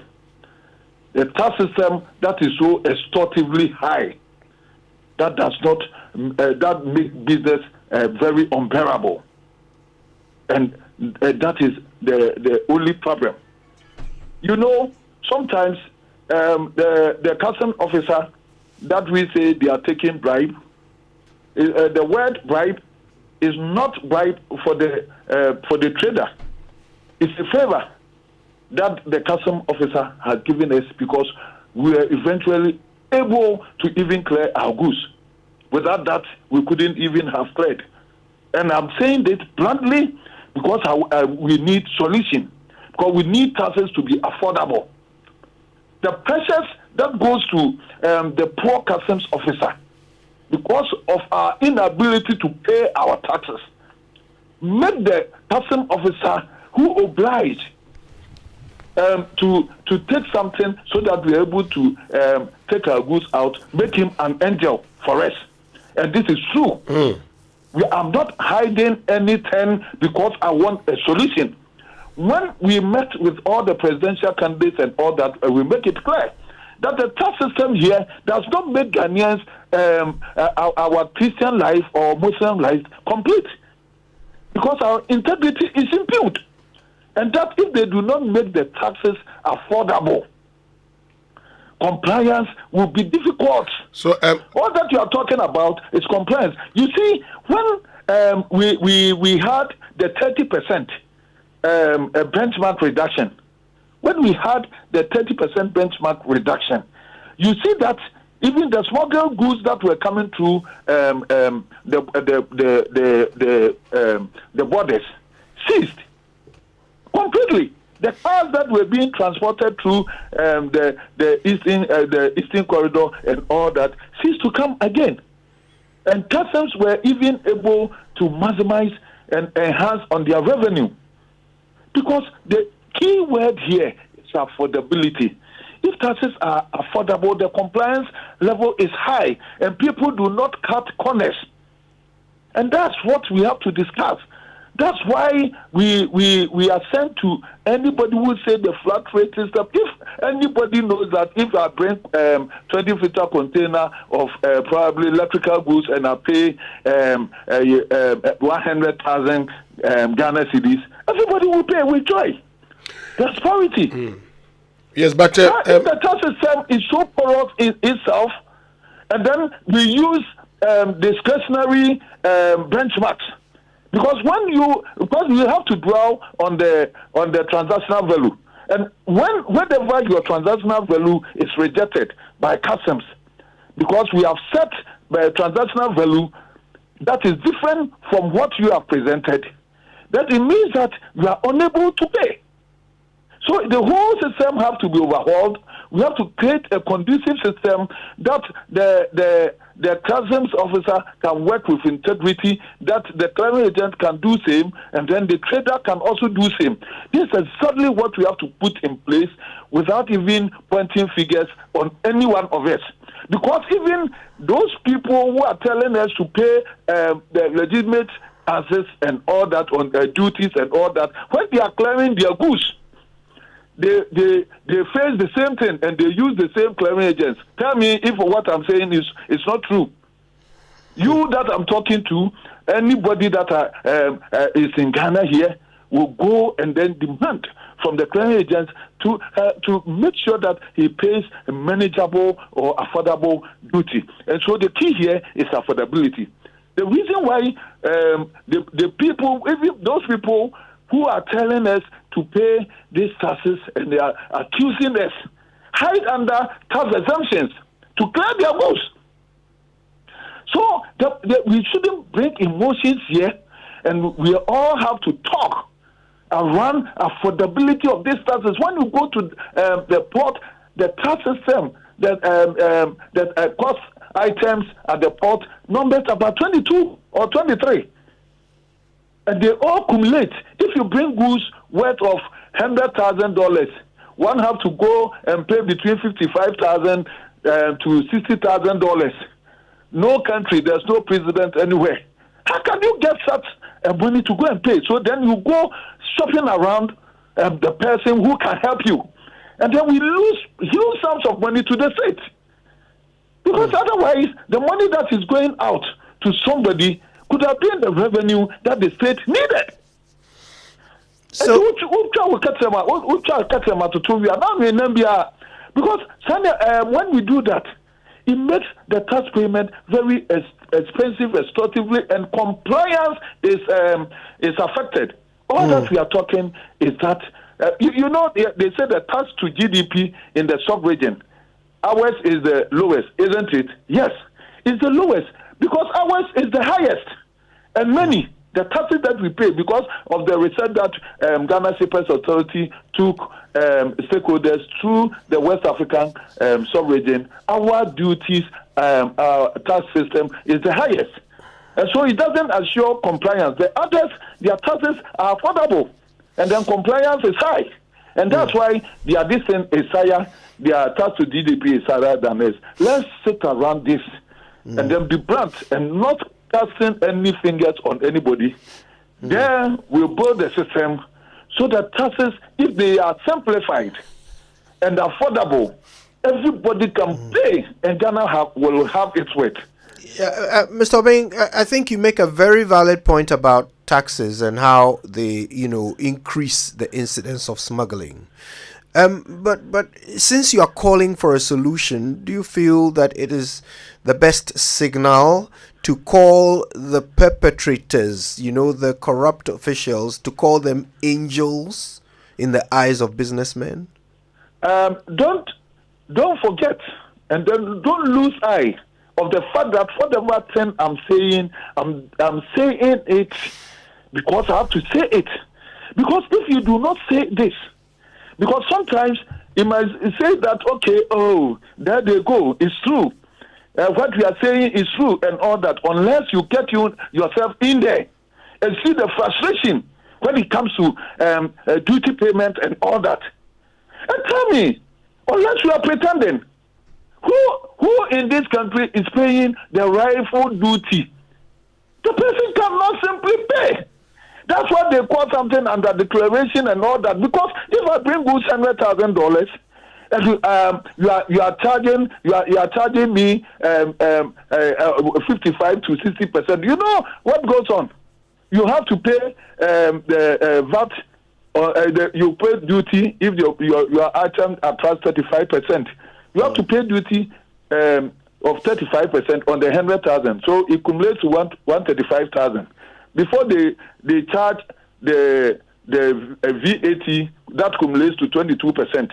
So it comes to about 150, the 22 prices. It comes to about 157,000. Then you pay those 22 item list there. You put it, and the person is going to pay $65,000. Let's talk about this. The fact that the system is not working for us. It's too extorsively high. The shipping lines are taking a chunk. The mortgages are taking a chunk because the shipping lines have their own way of calculating these demurrages. They have their rate that they charge at the port.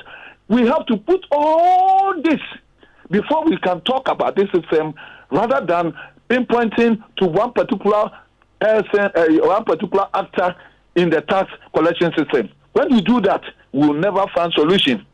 Then we will put a pointing figure. When Obama came here, he said we should build institutions and systems.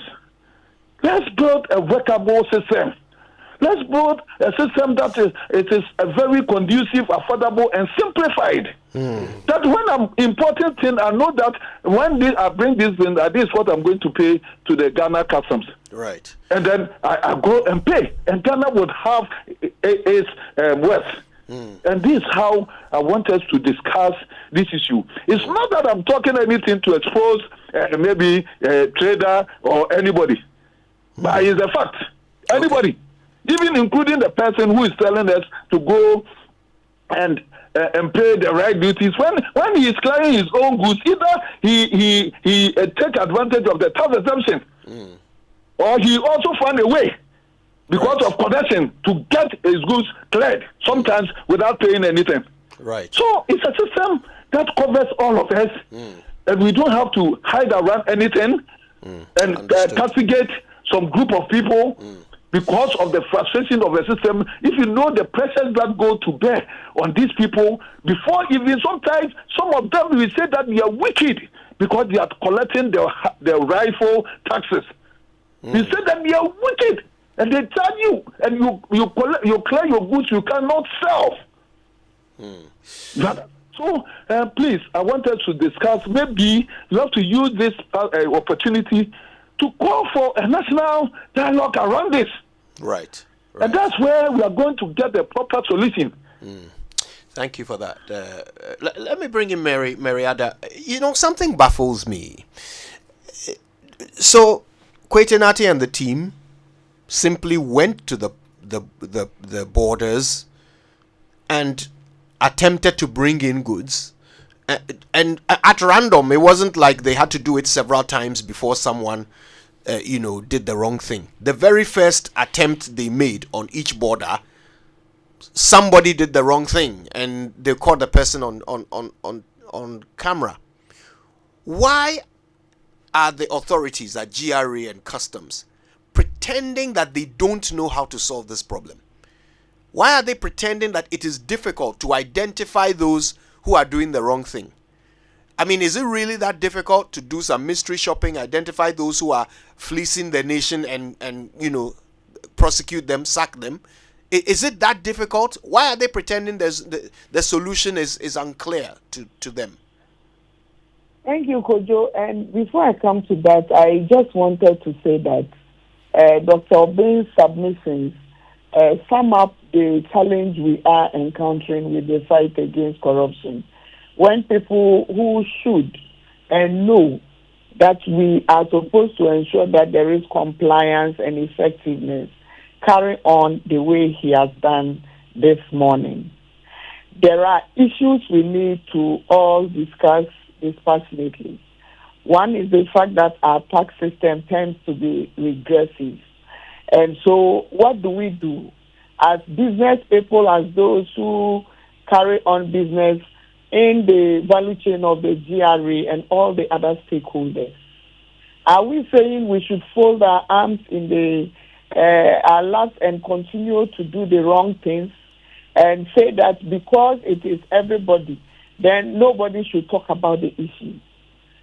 Does he know that the person who gives the bribe and the person who takes it are equally culpable? And so for him to say this morning that, it is something they are doing and it eases their attention, does he also know the implications of that in the amount that we are recouping for this state as tax revenue on an annual basis? We should begin to think about it in a way that we are making decisions that will help the policymaker to bring out some very innovative ideas for us to solve this. And so when he says that we should discuss it dispassionately, I agree with him. But to say that that is how they would survive is the wrong way to go for me. And as I do not go anywhere to add again that some of us do not go anywhere to ask for favors, to go for tax exemptions and anything. We stay within the law and we must work within this. Perhaps maybe we are not in the business sector and that is why. But to say why they keep watch and allow the wrong to go on, that is for the GRA to answer, because they know this. It is so easy. It's so pervasive and it continues to happen. So it's interesting to ask that question. Why do they remain aloof? Why is it that other international bodies continue to see this and tell them, and yet they remain aloof? It's not as if they are overwhelmed, no. But then it's like they see, they keep quiet, and they allow it to happen. Mystery shopping certainly would help us document this. But then it's nothing much is being done. But then let me say again that in some instances, they will tell you the ethics division is working on some investigations. We have had opportunity to deal with them in the past, and they've taken action. But those are too mediocre. They are very few, and this is not right. And to see that the Aflao, which is the biggest entry point of this country, via land, is allowing everybody to pass. All the traders are taking 20 cedis and the rest to pass, then you can imagine the mindset. It's not just about bribing, it's just that people are doing anything. Why would anybody take 20 cedis to allow a duty that the person is supposed to pay get away with?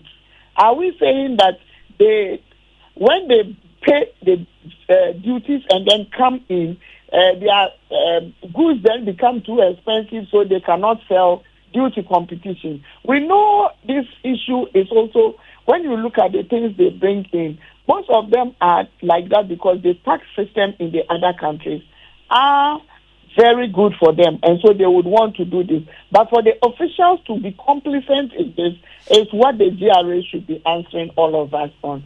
Because it's not that we don't know, we know about this.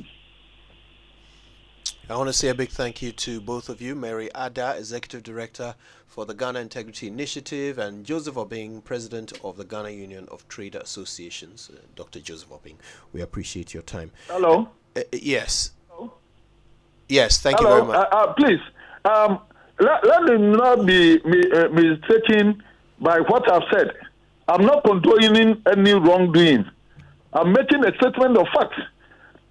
These issues, when we sit down with GRA and Ministry of Finance and all that, reiterate the same views and demand that we do what is right, that we bring a system that is workable, a system that will make everybody pay its dues for the government.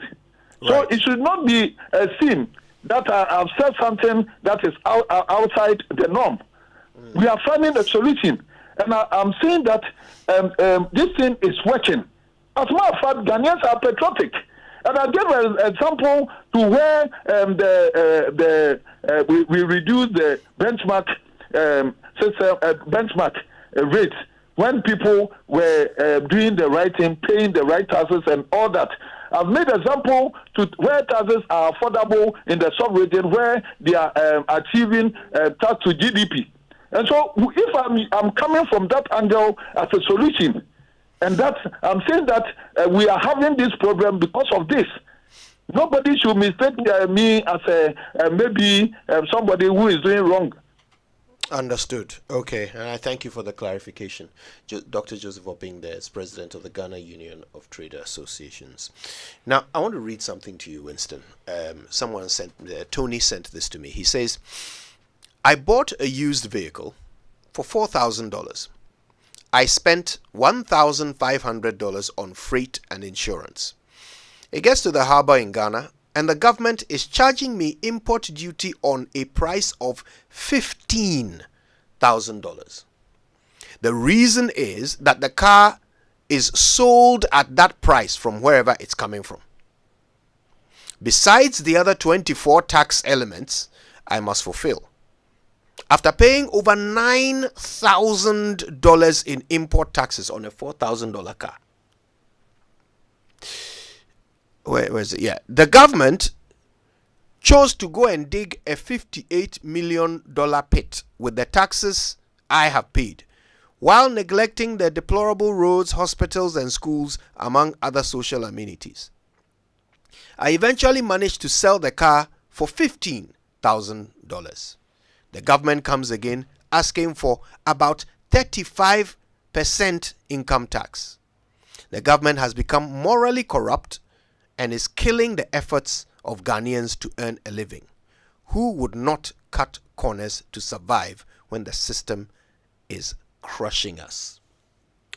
Kucho, look, you can understand where Mary Ada is coming from. So as an anti-corruption campaigner, she definitely wants to see an end to all of these things. But what Joseph Obing does is to provide you why people do the things they do. And he makes reference to a particular event that I'm sure many of us are aware of. Now, in April 2019, when the Vice President, Dr. Bamia, had his town hall meeting where he announced the benchmark, reduction policy, he indicated, and if you're going to check, you can check this, it's on the president's, the presidency website. He says that because of our high import duties, Ghana's port today was not a port of choice, and people were engaged in smuggling. So in order to curb all of these, you are introducing a reduction policy. And this is the whole idea. Look, your friend has talked about how he bought the vehicle for 4,000, but when you bring it into the country, the customers would look at it and put a value on it based on the years, number of years, and we can indicate, for instance, okay, so this vehicle, for instance, this will be its market value. So it's not how well you were able to negotiate. It's the value that they put on it. They say this will be its market value.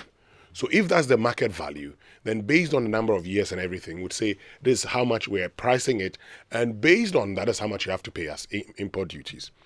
I have told you, for instance, that today is not even the import duty. I paid import VAT, which was more than the import duty. Mm-hmm. Wow. Oh, yes. So the point is that a lot of people, and I agree, I can understand where Joseph Obing is coming from, a lot of people find ways of beating the system. It is not the best. So how do you deal with it? How do you ensure that people don't try to beat the system? We tried it in the past, and it worked for us. Okay?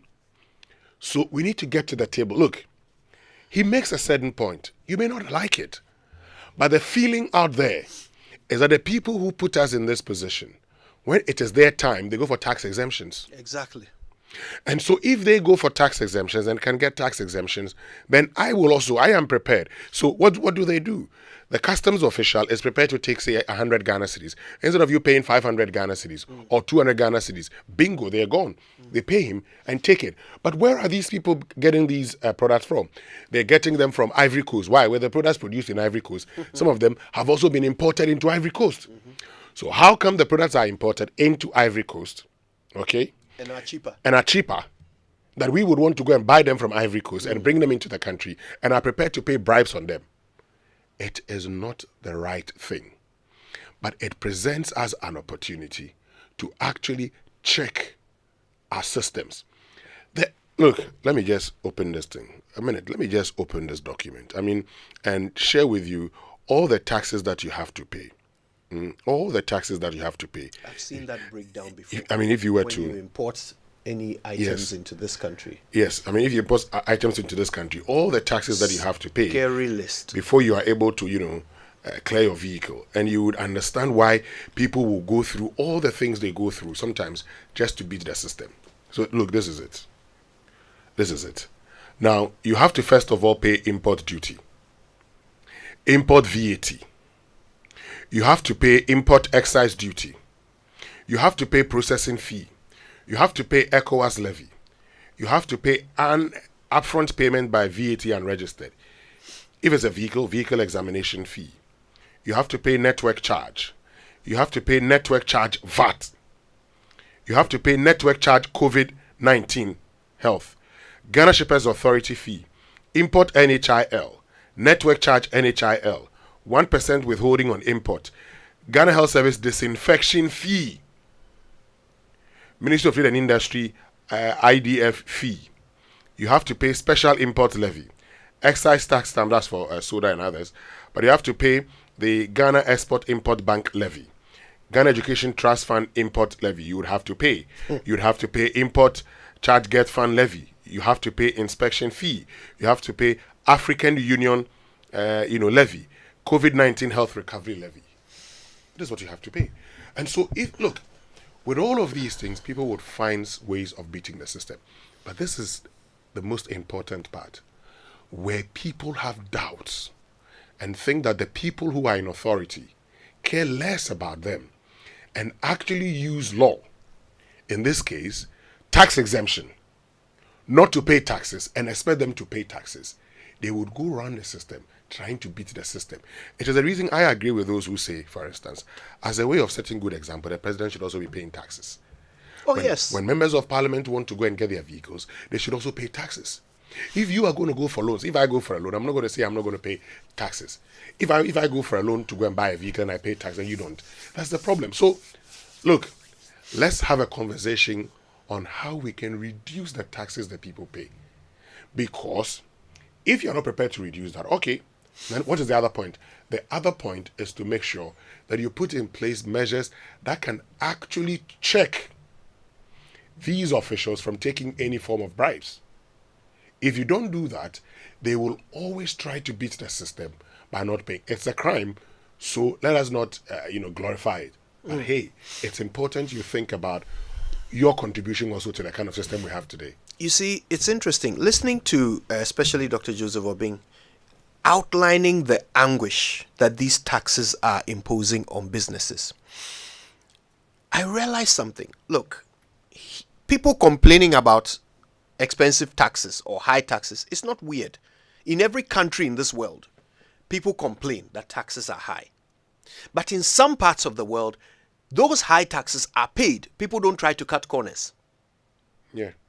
Because they can see the result. They can see the effect of the taxes they pay. And I always use the United Kingdom as an example. When your council tax bill lands on your doorstep, it is one of the most traumatic experiences in the world. It is a high and expensive bill. But I tell you, you can account for every single penny that you pay to the government.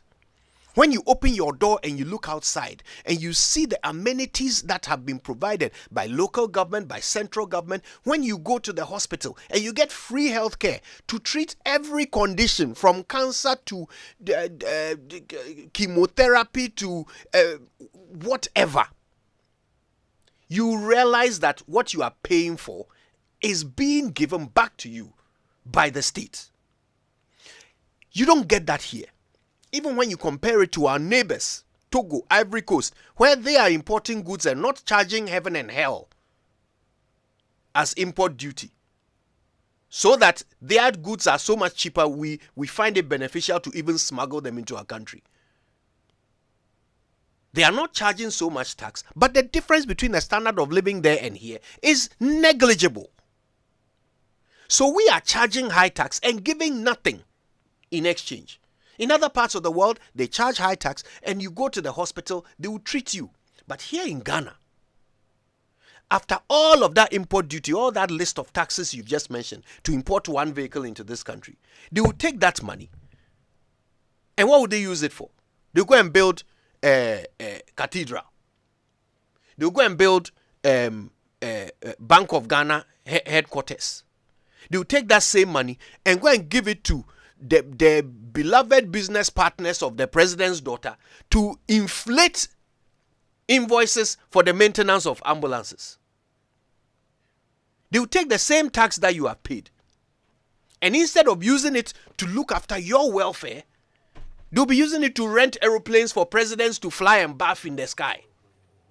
This is what we do with our taxes. So is it a surprise that people don't feel encouraged to pay? It's not about how high the tax is. It's about what you use it for. So really at this point, the conversation has to get to the point of we are not getting our money's worth. It's not even that the taxes are high. We are not getting our money's worth. So if you can't give us our money's worth, stop fleecing us. Give us the opportunity to at least work and make a living without having to hand over all the money to you for you to use for what you like. To build your life of luxury and come and lord it over us. No way. Let's take a break. We'll be back after these. You are in charge of revenue. Every day we hear reports about malpractices. People collecting bribes with careless abandon. People who think that they are entitled to take bribes. How can we get rid of corruption? I'm not saying that nobody should appreciate the work that you are doing. But when you make it a condition, somebody should give you some money before you perform your duties. I've known Carson for quite some time. I was Commissioner of Internal Revenue. And the announced video confirmed the fears I've had for quite some time. Look at yourself. I want to talk very frankly to you. Somebody joins customs. 2-3 years, the person is putting up a building. The person owns a car. In what organization will it take you 3 years to build? And it is not the exception. It is the rule. Very often, my Minister for Finance is worried about the fiscal gap that we have. And your duty is to collect to display transparency in the way you operate. And I'm happy with the initiative that General Mode has taken. And I give him my full support. My brothers and sisters, let me be very honest with you. If it means transferring everybody, I will give him the authority to do so. If it means changing all the people in customs, I will do so. Because we do not owe anybody anything. But I know there are good people amongst you. The good people should be influencing the bad ones. Because your reputation now has been soiled. And this is something that we have known all along.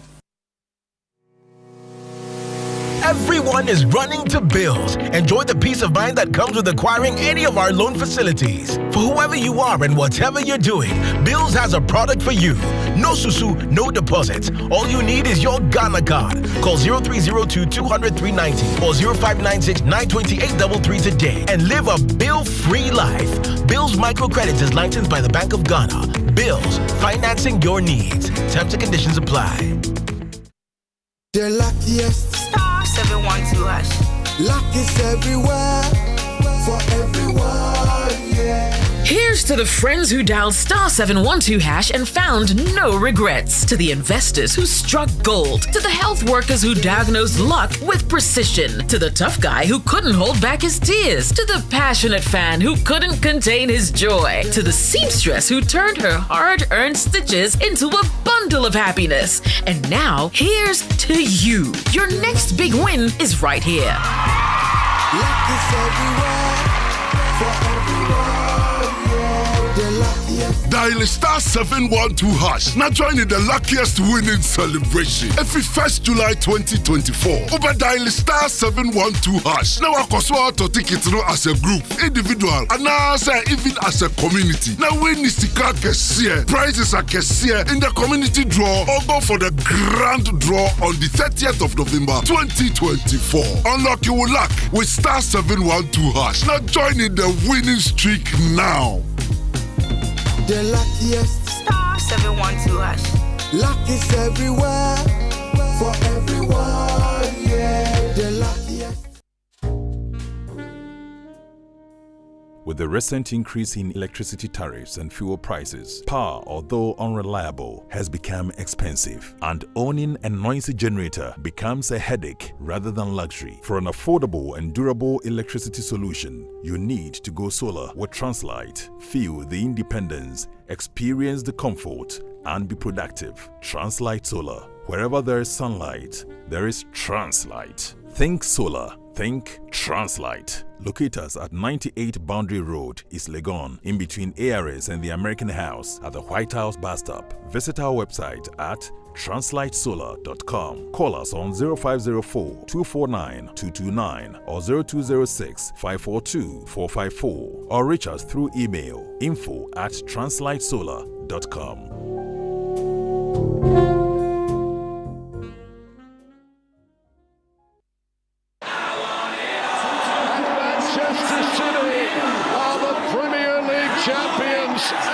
When it's football you want, get it all on DSTV.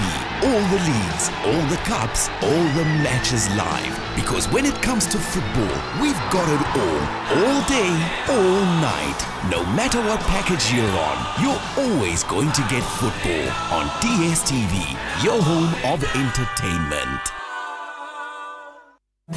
Exhibition of the register. Attention Ghana! The Electoral Commission will from Tuesday 20th August to Tuesday 27th August 2024 display the voters register across all polling stations throughout the country between the hours of 7 a.m. and 6 p.m. each day. This is your chance to verify your personal details, confirm your polling station, ensure no unqualified persons are on the register, and remove names of deceased individuals by providing death certificates, burial burial permits, and obituary notices. As proof of death, registered voters must appear in person with their ID cards or registration slips. You can also check your details by dialing *711 *51 hash. Objections to names on the register can be made on the grounds that the person is a minor, foreigner, not of a sound mind, impersonating another person, or not residing in the area where he or she registered. Applicants have the opportunity to object to the inclusion of their names on the exception or multiple registration lists. Remember, the exhibition of the voters register will start from Tuesday 20th August to Tuesday 27th August 2024. The register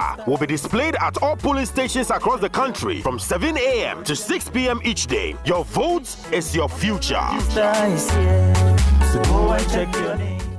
Name is Akrobato. I like my mind peace. That's why I go get my bumper insurance from Holland Life. Just yesterday, my Abushapeni asked everybody to pay 1,000 Ghana cedis for a penny funeral. But Masa, Nukreni, and Mosomekora. My bumper helped me cover cost of funeral and any disability cost by paying 2 Ghana cedis per Bushumibia. A simple crowd. Yes, with as little as 2 Ghana cedis, you too can have peace of mind about cost of injury and funeral by simply registering with Mibambo Insurance from Holland Life. Just dial *269 hash on MTN or Telecel and follow the prompts. It's really that simple. Enjoy peace of mind today, knowing your tomorrow is covered. Mibambo Insurance, made for you.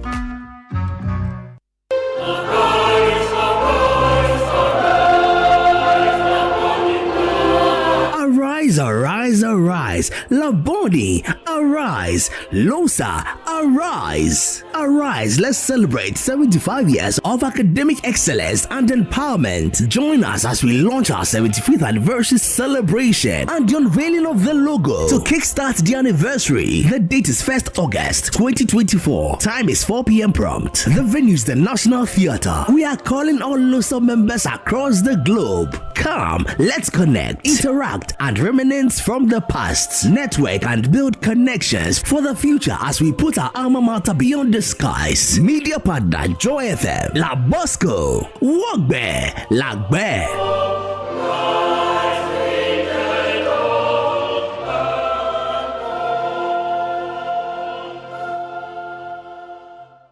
Exciting times indeed. No need to stress about always using your laptops or desktops to get news on your favorite news portal, myjoyonline.com.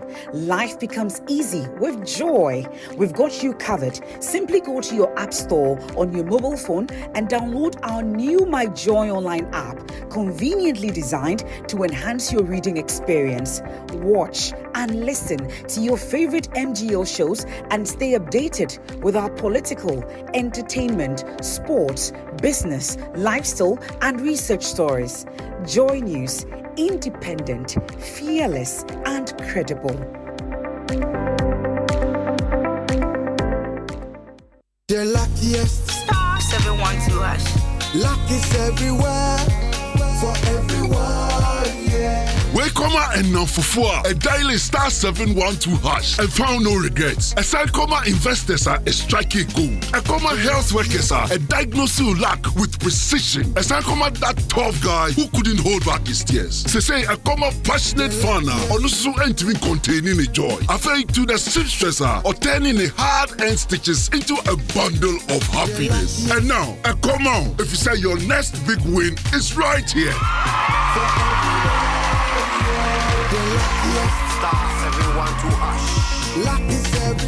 Dial *712 hash and join the luckiest winning celebration. From the 1st of July 2024, dial *712 hash to keep buying tickets as a group, individual, or even as a community. Win loads of cash and prizes in the community draw or go for the grand draw on the 30th of November 2024. Unlock your luck with *712 hash. Join the winning streak now.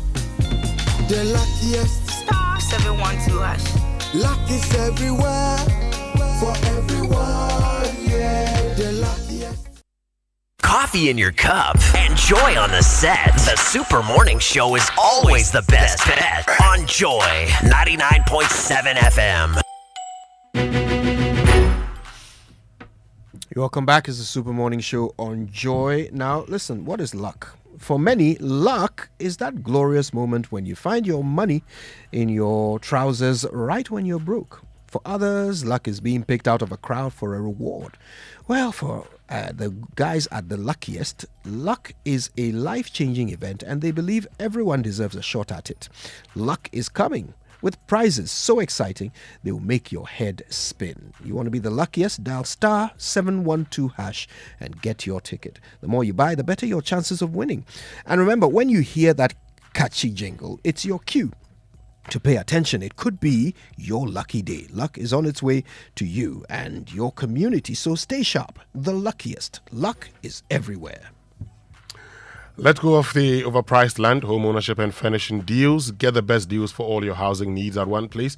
Visit the EcoBank Joy News Mini Fair at Good Park. It's a Good Park here, near Accra Mall, from the 30th to the 1st of September, 30th August to the 1st of September 2024.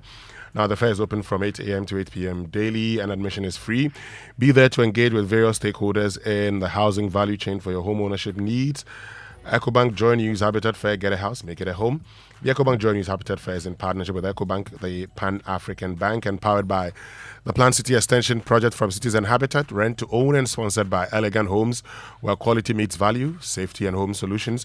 You think of a door, we have it. G&J Technical Services, G&J, the generator people, Dev Traco Woodlands, a master plan gated city, DPS pipes connecting you to life.